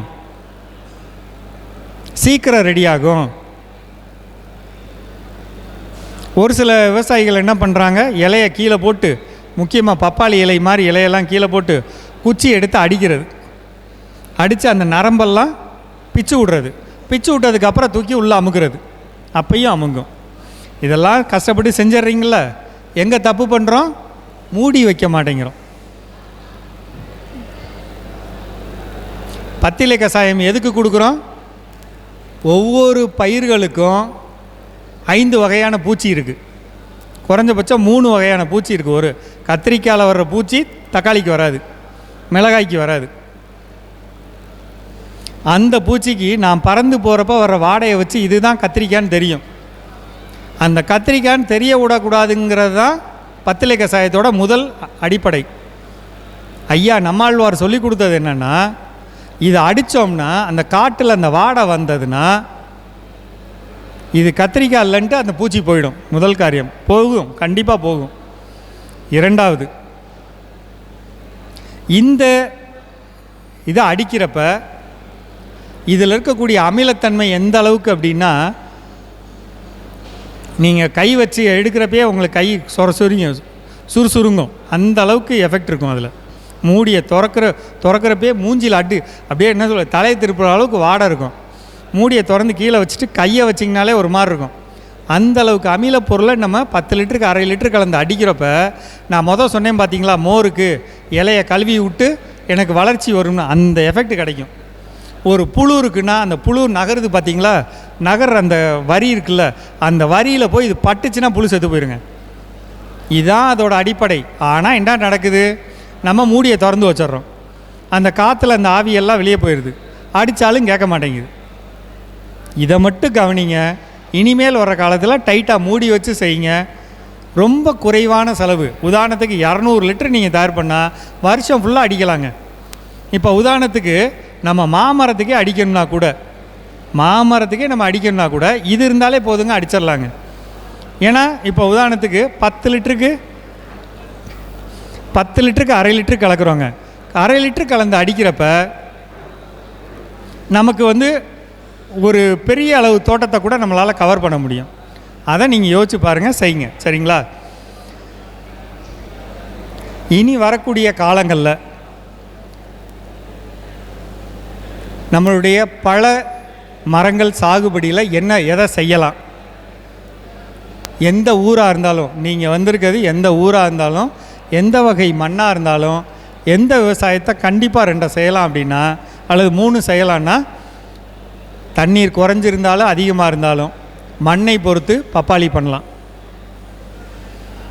2வது எலுமிச்சை, ரொம்ப முக்கியமாக கொய்யா. எல்லா காலத்துலேயும் உங்களுக்கு வரவேற்பு இருக்கக்கூடிய 3 பழங்கள் இது கண்டிப்பாக இருக்கும். ஏன்னா ரோட் சைடில் இன்றைக்கி எல்லா விதமான வாகனங்கள் போகிறப்ப விற்கக்கூடிய வகையிலான பழங்கள் நீங்கள் பார்த்துருப்பீங்க. மேலேருந்து ஆரம்பிச்சிங்கன்னா வச்சு விற்கக்கூடிய பலாப்பழம், பாக்கெட்டில் போட்டு பலாப்பழம் விற்கிறாங்கன்னா கையோடு இருக்கிறது கொய்யாப்பழம் விற்பாங்க. மேட்டுப்பகுதி மக்கள் சாப்பிட்றது பப்பாளி பழம். இந்த 3ஐயும் நீங்கள் திட்டமிடலாம். குறைந்த தண்ணீர், குறைந்த பராமரிப்பு. எந்த இடத்துல கவனம் வச்சுக்கணும், திருப்பி சொல்கிறேங்க. எங்கே தப்பு பண்ணுவீங்க, நான் சொன்னி வையின்னா வச்சுருவீங்க.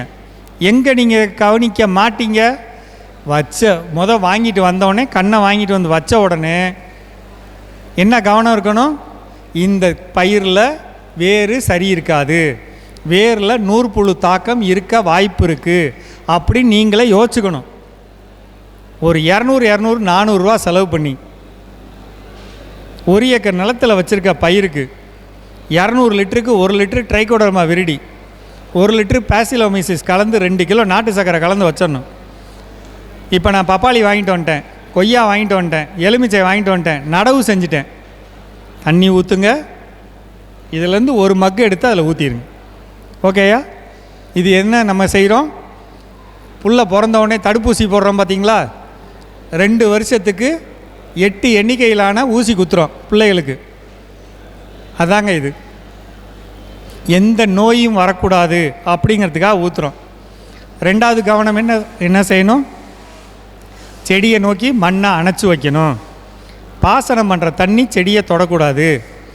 இதுதான் செடி அப்படின்னா செடியை நோக்கி மண்ணை அணைச்சி வச்சு செடியிலேருந்து 1 அடி தள்ளி தான் தண்ணி கொடுக்கணும். இது 2வது விதி. நீங்கள் பிடிச்சாலும் பிடிக்கலாலும் இதை கேட்டு தான் ஆகணும். தப்பாக செஞ்சீங்கன்னா கண்டிப்பாக செத்து போயிடும். அப்புறம் செத்து போச்சுன்ட்டு வருவீங்க. நேற்றெல்லாம் ஒருத்தர் எனக்கு ரொம்ப வருத்தமான ஒரு செய்தி என்னென்னா, ரயில்வே ஸ்டேஷனில் உட்காந்துருக்கேன், ஒருத்தர் சொல்கிறாரு 90% செடி செத்து போச்சுன்ட்டார். ஒரு செடி வாங்கினா எவ்வளோ கஷ்டப்பட்டு வாங்குவோம். இந்த ஊருக்காரங்கனாலும் தருமபுரியில் போய் சந்தூரில் போய் வாங்கணும்னா இங்கேருந்து ஒரு குட்டி யானையை தூக்கிட்டு போகணும், 2 பேரை கூட்டிகிட்டு போகணும், அவனுக்கு சோறு சாப்பாடு எல்லாம் வாங்கி கொடுக்கணும், அது வாங்கணும், ஏற்றணும், இறக்கணும், நடணும், இவ்வளவும் பண்ணிவிட்டு அதை சாகடிக்கிறோம். வெறும் 200-200 நம்ம யோசிச்சுட்டு சாகடிக்கிறோம். அதுக்கு ஆள் வேணுமா? ஒரு வாளியில் எடுக்கிறேங்க, 20 லிட்டர் வாளிங்க, எடுத்துகிட்டு போய் நானே அப்படியே ஊற்ற வேண்டியதானேங்க. கொஞ்சம் கொஞ்சமாக ஊற்றலாம் இல்லைங்க. ஒரு நாளைக்கு அந்த வருஷம் 10ங்க, அடுத்த நாள் 10ங்க, 10 கூட ஊற்றலாம் இல்லைங்க. சாகடிக்கக்கூடாது. சரிங்களா? அது ஒன்று. 2வது முக்கியமானது. 3வது முக்கியமாக கவனிக்க வேண்டியது, ஆரம்ப காலத்தில் இலைகள் முத்துற வரையிலும் பூச்சிகள் கடிக்கும். இது தெரிஞ்சுக்கணும். இல்லைங்க நான் நாட்டு செடி வச்சுருக்கேங்க, இங்கே பாருங்கள், நாட்டு விதையாக இருந்தாலும் சரி, ஒட்டு விதையாக இருந்தாலும் சரி, நாட்டு கண்ணாக இருந்தாலும் ஒட்டு கண்ணாக இருந்தாலும் பூச்சி கடிக்கும். ஏன்னா அது பூச்சிக்கான உணவு. அந்த இலை பூச்சிக்கான உணவு, அது கடிக்கும். நான் நாட்டு கன்று வச்சுருக்கேன், அது கடிக்காதுன்னு நீங்களாக சொல்லக்கூடாது, அது கடிக்கும். அதுலேயும் நோய் வரும். அதிகம் காட்டில் வேலை செய்கிறவங்க நீங்கள், உங்களுக்கும் காய்ச்சல் வரும். ஆஃபீஸ்லேயே உட்காந்துருக்கேன் நான், எனக்கும் காய்ச்சல் வரும். மனுஷங்களுக்கு காய்ச்சல் வரும், அது இயல்பு. நான் அதிக தோட்டத்தில் வேலை செய்கிறேன், எனக்கு காய்ச்சலே வராது அப்படிலாம் கிடையவே கிடையாது. உங்களுக்கும் வரும், உங்களுக்கும் சளி பிடிக்கும், எனக்கும் சளி பிடிக்கும். அது மாதிரி தான் நாட்டு வகை ஒட்டு வகை கண்டிப்பாக நோய் வரும், பூச்சி வரும். தெரிஞ்சுக்கங்க. தப்பாக செஞ்சு 90% செத்துச்சுன்னு ஒருத்தர் சொன்னார்ல, அப்படி சொல்லக்கூடாது. சரிங்களா? ஒவ்வொரு பழமும் ஒவ்வொரு மரமும் இவ்வளவு லாபம் கொடுக்கணுங்கிற எண்ணத்தோடு உருவாக்கப்பட்டவை. உதாரணத்துக்கு ரெட் லேடி பப்பாளி அப்படின்னு சொன்னால், அந்த ரெட் லேடி பப்பாளி பார்த்திங்கன்னா ஒரு கன்று இன்றைக்கி 30 ரூபா விற்கிறாங்க. 30 ரூபாய்க்கு வாங்கிட்டு வந்து போட்டோம்னா ஒரு வருஷத்தில் குறைஞ்சபட்சம் 100லேருந்து 150 காய், 2 கிலோ காய் எடுக்கணுங்க. 100 கிலோ காயாக எடுக்கணும். ரொம்ப மோசமாக போச்சுன்னா 80 காயாக எடுக்கணுங்க. அப்படி எடுக்கணும் அப்படின்னு சொன்னால் ஒவ்வொரு ஸ்டேஜ்லேயும் நம்ம வளர்க்குறதில் கவனம் செலுத்தணும். முக்கியமாக சின்னதாக இருக்கிறப்ப இந்த பத்திலை கஷாயம் சும்மா இருக்கப்போ, இப்போ இன்றைக்கி இன்னும் நம்ம ஆடி பட்டத்தில் விவசாயம் ஆரம்பிக்கலாம், சும்மா இருக்கோம். சும்மா இருக்கிற நேரத்தில் இந்த திரவத்தை செஞ்சு வைங்க. இத்தனை ஸ்ப்ரேயர் இருக்குங்க, நான் கெமிக்கல் அடித்த ஸ்ப்ரேயரில் தான் அடிப்பேன்னு கம்பானிக்காதீங்க. எவ்வளோ செலவு பண்ணுறோம். ஒரு 2000 ரூபாய்க்கு ஒரு ஸ்ப்ரேயர் வாங்குங்க. நம்ம அடிக்கிற மாதிரி ஒரு 10 லிட்டர் ஸ்ப்ரேயர் வாங்குங்க. கொஞ்சம் கொஞ்சமாக அடிங்க, இலைக்கு பின்னாடி அடிங்க. நல்லா தெரிஞ்சுக்க வேண்டிய என்ன தெரியுமா, எந்தெந்த பயிர்கள் எல்லாம் இலை பெருசாக இருக்கோ அங்கெல்லாம் வைரஸ் வரும். அங்கெல்லாம் வெள்ளைப்பூச்சி தாக்கம் இருக்கும். ஒயிட் ஃப்ளைஸ்ன்னு சொல்லக்கூடிய அந்த பூச்சியோட தாக்கம் இருக்கும். அதிலெல்லாம் வைரஸ் வரும். பந்தல் பயிர்கள், பந்தல் காய்கறிகள், தரையில் படரக்கூடிய பூசணி வகை காய்கறிகள், அதே மாதிரி மரவள்ளி. ரொம்ப கவனமாக இருக்கணுங்க. கையில் முன்கூட்டியே தயார் பண்ணி வைங்க, தெளிங்க. நம்ம குழுவில் ஒவ்வொரு மாதமும் நம்ம எச்சரிக்கை கொடுக்குறோம். இந்த மாதத்தில் இந்த பயிருக்கு இந்த பிரச்சனை வரும், கொஞ்சம் கவனமாக இருங்கன்னு நம்ம சொல்கிறோம். சொன்னோம்னா அதை கொஞ்சம் தயவுசெய்து பாருங்கள். ஒரு 10 நிமிஷம் குழுவை பாருங்கள்.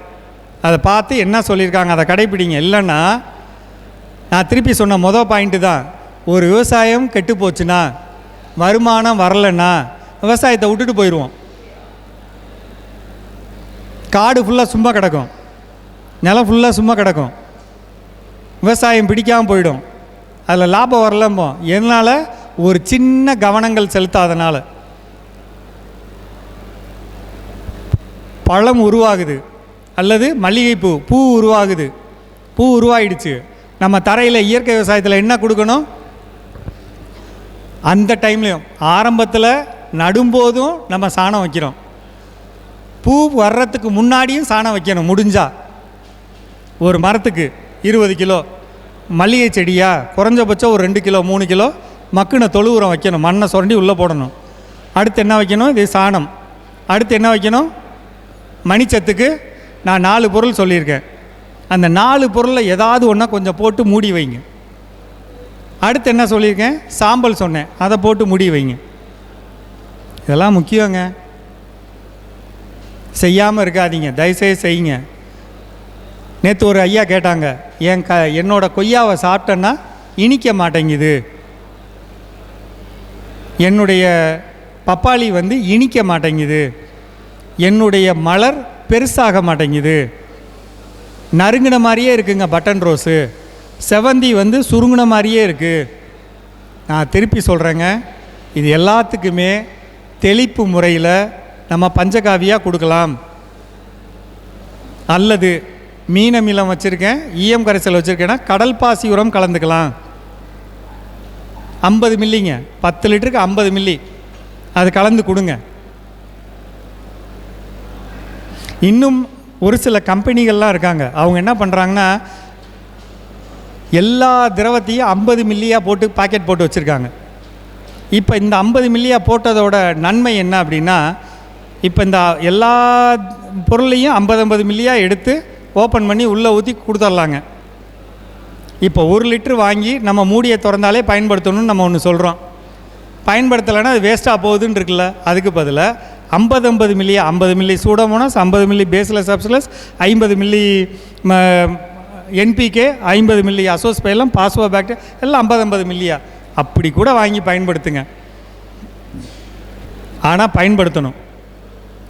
கண்டிப்பாக பஞ்சகாவியாக தெளிச்சிங்கன்னா அல்லது நம்ம குழுவில் சொல்லக்கூடிய திராட்சை கரைசல் நம்ம பயன்படுத்தினீங்கன்னா எல்லா விதமான பழங்களும் பழனும் பெருசாகவும் நல்ல இனிப்பு சுவையோடு வருங்க. திராட்சை ரசம்னா என்ன? கருப்பு கலர் திராட்சை விற்கிறாங்க இல்லைங்களா, மேலே தோலை எடுக்கிறோம். 1 கிலோ பழத்துக்கு 1 கிலோ நாட்டு சர்க்கரை கலந்து டைட்டாக மூடி வச்சு அந்த ஒரு இருட்டான ஒரு நிழலான இடத்துல பாத்திரத்தை வைக்கிறோம். 20 நாள் கிடைக்கிற திரவத்தை 10 லிட்டருக்கு 50 மில்லி. இப்போ வாழையிலெல்லாம் அடிச்சிங்கன்னா வாழையோட பழம் நீளமாகிறது, உருண்டையாகிறது, நல்ல வளர்ச்சி வர்றது. இப்போ உதாரணத்துக்கு தரையில் நீங்கள் சத்து கொடுத்து, உதாரணத்துக்கு அது எப்படி இருக்கும்? வாழை கொலை தள்ளிருச்சு, இன்னும் 1 மாதம் 1.5 மாதத்தில் நான் அறுக்க போகிறேன். தரையில் கொடுக்கணும்னா நிறையா கொடுத்து அது உடம்பு வழியாக போய் கொலையில் வர்றதை விட தெளிக்கலாம். பஞ்சகாவியாக தெளிக்கலாம், இதை தெளிக்கலாம். இது கூட ஒரு முக்கியமான பொருள் தெளிக்கலாங்க. அது என்ன தெரியுங்களா? எல்லா பயிர்களுக்கும் பழங்கள், காய்கறிகள், பூக்கள் 3க்கு தேவையான முக்கியமான ஒரு விஷயம் என்னென்னா மெக்னீசியம் மற்றும் போரான் சத்து. மெக்னீசியம் மற்றும் போரான் சத்து அது நம்மகிட்ட எங்கே இருக்குது? எருக்கலையில் இருக்குது. 200 லிட்டர் தண்ணியில் ஒரு 30 எருக்கலை செடியை பாதியாக உடைக்கிறோம், உடச்சி குட்டி குட்டியாக நறுக்கிறோம், அள்ளி உள்ளே போடுறோம், 5 நாள் ஊற வைக்கிறோம். ஊற வச்ச இலையை அழுகுனதுக்கப்புறம் மேலே இருக்கிறத எடுத்து கீழே போடுறோம்.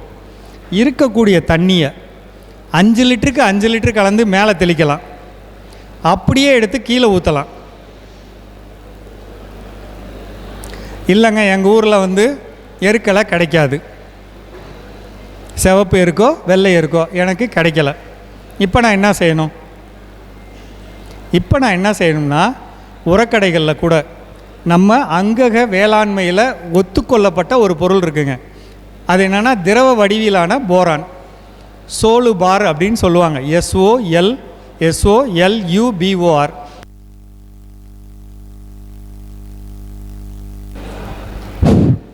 சோலு பார்ன்னு சொல்லுவாங்க. அது ஒரு 10 மில்லி கலந்துக்கலாம். இது கலக்கணும். ஏன் இது கலக்கணும்? ஒன்று எருக்கலை கரைசல் கொடுக்கணும், அல்லது இது கொடுக்கணும். தென்னையில் தேங்காயோட சைஸ் எனக்கு பெருசாக கிடைக்கணும், முறையான வடிவம் இருக்கணும், தேங்காயோட வடிவம் இருக்கணும், பெருசாக இருக்கணும், ஓடு பெருக்கணும், உள்ளே இருக்க சதைப்பற்று பெருக்கணும் அப்படின்னு சொன்னால் நம்ம கொடுக்கக்கூடிய பொருள்களோட இதை சேர்த்துக்கலாம். எருக்கலை சேர்த்துக்கலாம். எருக்கலை கரைசலை கீழே கொடுக்க கொடுக்க 1.5 மாதத்தில் உங்களுக்கு வித்தியாசம் தெரியும். அடுத்த வெற்றில் நீங்கள் வித்தியாசம் பார்க்கலாம். அதே மாதிரி ஐயாவுக்கு கொய்யா மா இந்த வருஷம் பார்த்தீங்களா, மாலை எல்லா காயுமே வளைஞ்சிருந்தது, நெளிஞ்சிருந்தது, ஒரு மாதிரி வேறு வித்தியாசமான சைஸ்லாம் வந்திருந்தது பார்த்தீங்களா. இந்த வருடத்தோட தவறான நேரத்தில் பெய்த மழையால் மகரந்த சேர்க்கை குறைபாடு மற்றும் சத்து குறைபாடு அதால் வந்தது. இந்த வருஷத்தில் நீங்கள் இந்த தப்பு பண்ணிடாதீங்க. பழமரங்கள் யாரெல்லாம் வச்சுருக்கீங்களோ இப்போ நான் சொன்ன சத்துக்களை மேலே தெளித்து கொடுங்க. நம்ம எப்பவும் சொல்லக்கூடிய குழுவில் சொல்லக்கூடிய வழிமுறைகளான வாரம் ஒரு முறை பயிர்களுக்கு தரைவழி தண்ணி தரணும். தரைவழியில் சத்து கொடுக்கணுங்கிறத தரையில் கொடுங்க. உதாரணத்துக்கு மீனமிலம் இருக்குது, 200 லிட்டர் தண்ணி, 3 லிட்டர் மீனமிலம் கலங்க.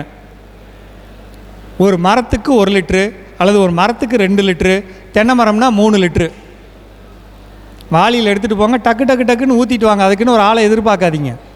இல்லை நான் 10 ஏக்கர் வச்சுருக்கேன், பாக்கு மரம் வச்சுருக்கேன், 10 ஏக்கர் வச்சுருக்கேன், எண்ணிக்கை கூட, வாழை மரம் வச்சுருக்கேன், எண்ணிக்கை கூட. அப்போ நீங்கள் என்ன செய்யணும்னா, முடிஞ்சால் சொட்டு நீர் பாசனம் போட்டுக்கிட்டு இந்த மாதிரியான தானியங்கி செட்டப் போட்டுக்கோங்க. அல்லது நம்ம வெஞ்சுரியில் கொடுக்கக்கூடிய முறைகளை கடைப்பிடிங்க. வெஞ்சுரியில் கரெக்டான தண்ணி போகுதாங்கிறத எப்படி பார்க்கணும்? வெஞ்சுரியில் நான் கொடுக்குறேங்கிறீங்க, சொட்டுவானில் கொடுக்குறேங்கிறீங்க. வரிசையிலக்க செடியும் கடைசி வரிசையிலக்க கடைசி செடிக்கும் ஒரே தண்ணி போகுது அப்படிங்கிறது உங்களுக்கு எப்படி கண்டுபிடிக்கிறது?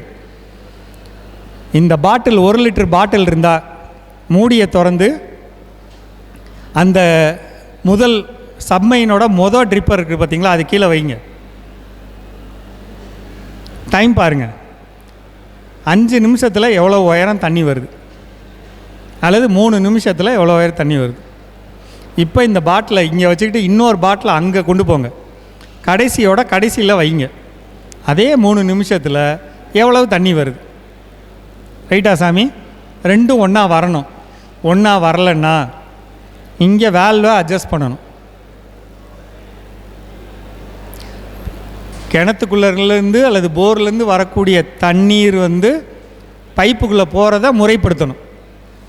அப்போ தான் சமமாக தண்ணி போகும். இந்த கவனம் வச்சுக்கோங்க. அட்டவணைப்படி ஒவ்வொரு வாரமும் ஒவ்வொரு ஞாயிற்றுக்கிழமையும் தண்ணி பாய்ச்சலாம். ஒவ்வொரு ஞாயிற்றுக்கிழமையும் இடுபொருள் கலந்து கொடுக்கலாம். இல்லைங்க எனக்கு அந்தளவுக்கு ஆகாது, 10 நாளைக்கு ஒரு முறை கொடுங்க. அதுவும் முடியாது, 15 நாளைக்கு ஒரு முறை கொடுங்க. ஆனால் எந்த ஒரு பயிருக்கும் சரியான இடைவெளியில் கொடுங்க. மழை பெஞ்சாலும் கொடுங்க, மழை பெய்தாலும் கொடுக்கணும். வீட்டுக்குள்ளே உட்காந்து நம்ம சாப்பிட்றோம்ல, வெளியில் மழை பெஞ்சாலும் செடியும் நம்மளை மாதிரி தான். நமக்கு 6 அறிவு, 2 அறிவு, 3 அறிவு. அதுக்கும் கொடுக்கணும். எப்படி கொடுக்கணும்? மழை பெஞ்சு ஒரு சின்ன கேப், 2 நாள் கேப் இருக்கிற மாதிரி அமைப்பில் வாளியில் எடுத்து கொண்டு போய் டக்கு டக்கு டக்குன்னு ஊற்றிட்டு வந்துடணும். ஏன் ஊற்றணும்? மழை அதிகம் பெஞ்சால் பூமியிலேருந்து வெளியே போகிற முதல் சத்து சாம்பல் சத்து. மண்ணில் தவறான நுண்ணுயிரிகள் பெருகிவிடும். 3வது நுண்ணூட்ட சத்து நகர்ந்துடும்.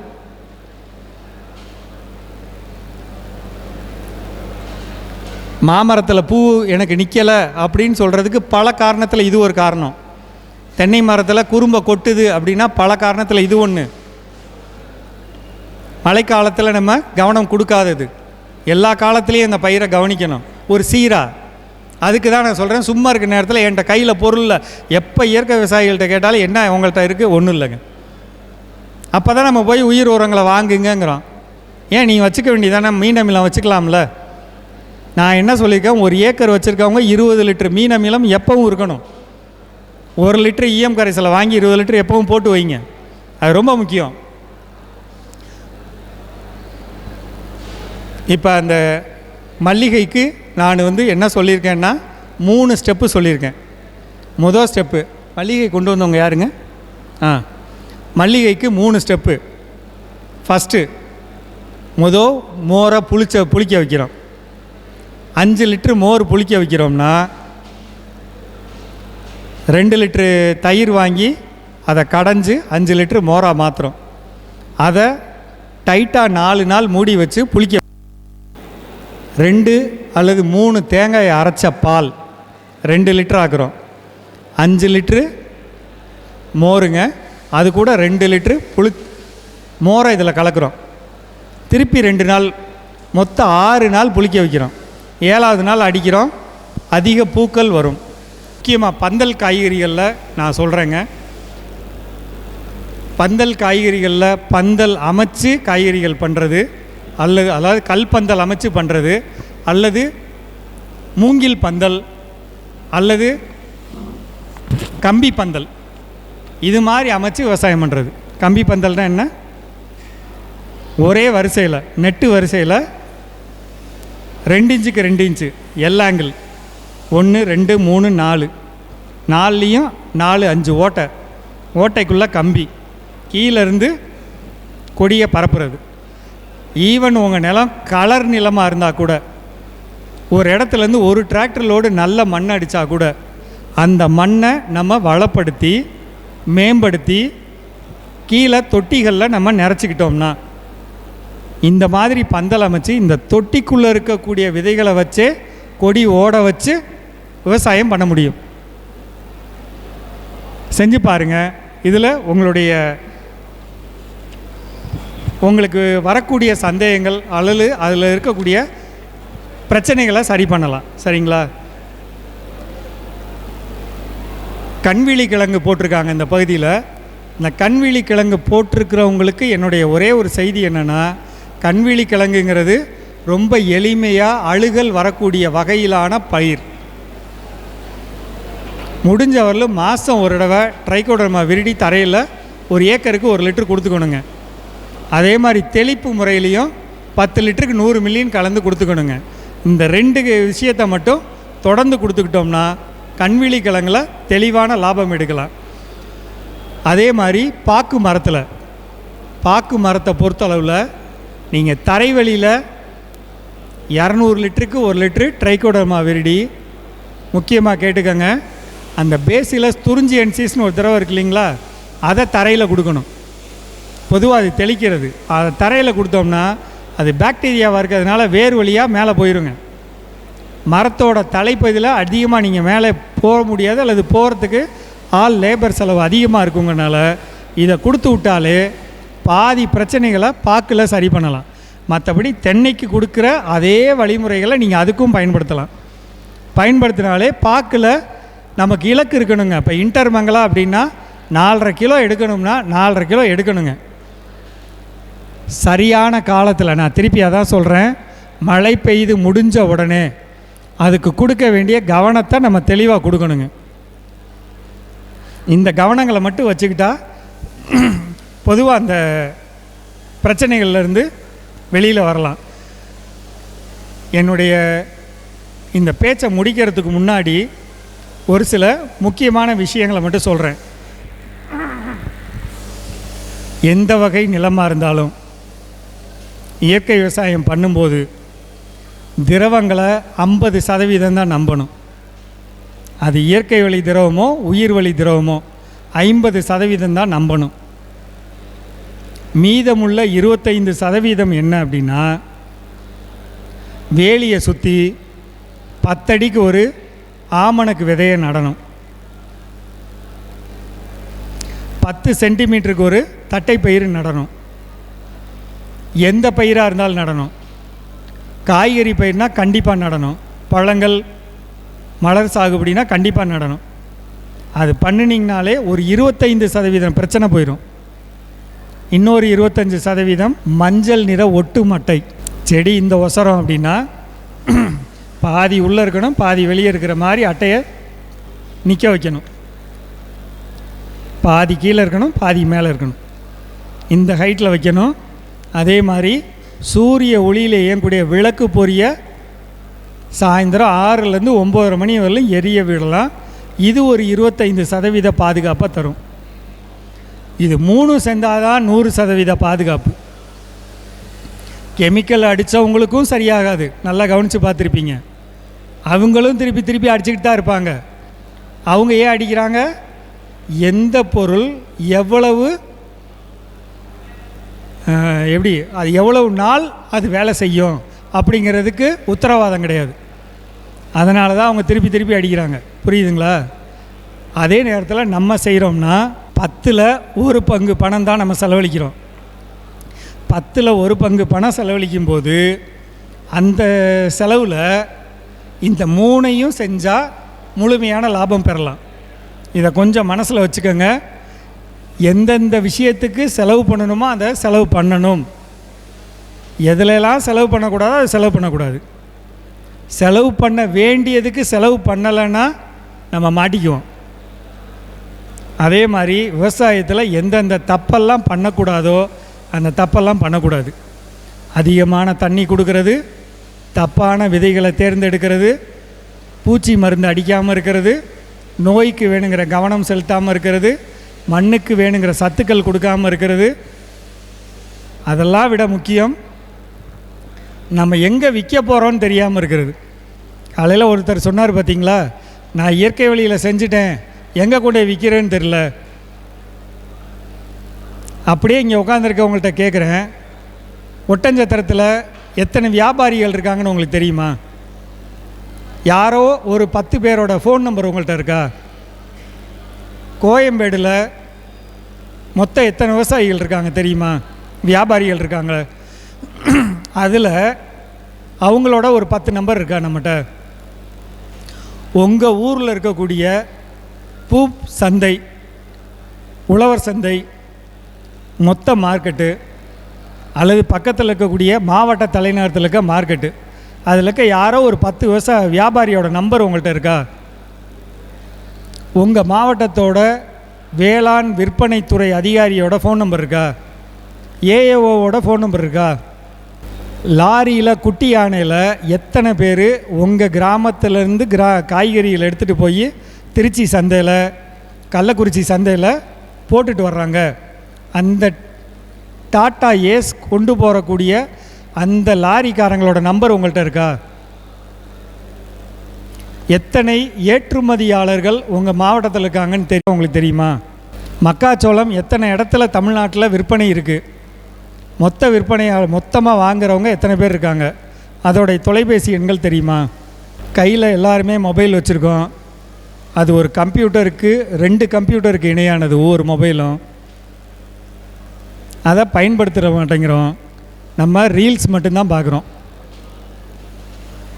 கொஞ்சம் தயவுசெய்து ஃபோன் நம்பர் வாங்குங்க, தெரிலனா கேளுங்க. குழுவில் நாங்கள் அப்பப்போ போடக்கூடிய நம்பர்களை சேவ் பண்ணுங்கள். இந்த ஒரு ஐயா சொன்னாங்க, நான் பெரம்பலூரில் இருக்கேன், விற்க தெரியாமல் விற்றேன், கொடுக்க தெரியாமல் கொடுத்தேன், இயற்கை விவசாயம் பண்ணியும் கொடுக்க முடியல, யாருக்கு விற்க போகிறோம்னே தெரியாமல் நான் இந்த ரூமுக்குள்ளே இந்த பொருளை வச்சுருந்து யாருன்னா அவங்களா வந்தால் வாங்குவாங்க. 49 லட்சம் விவசாயிகள் இருக்காங்க தமிழ்நாட்டில்.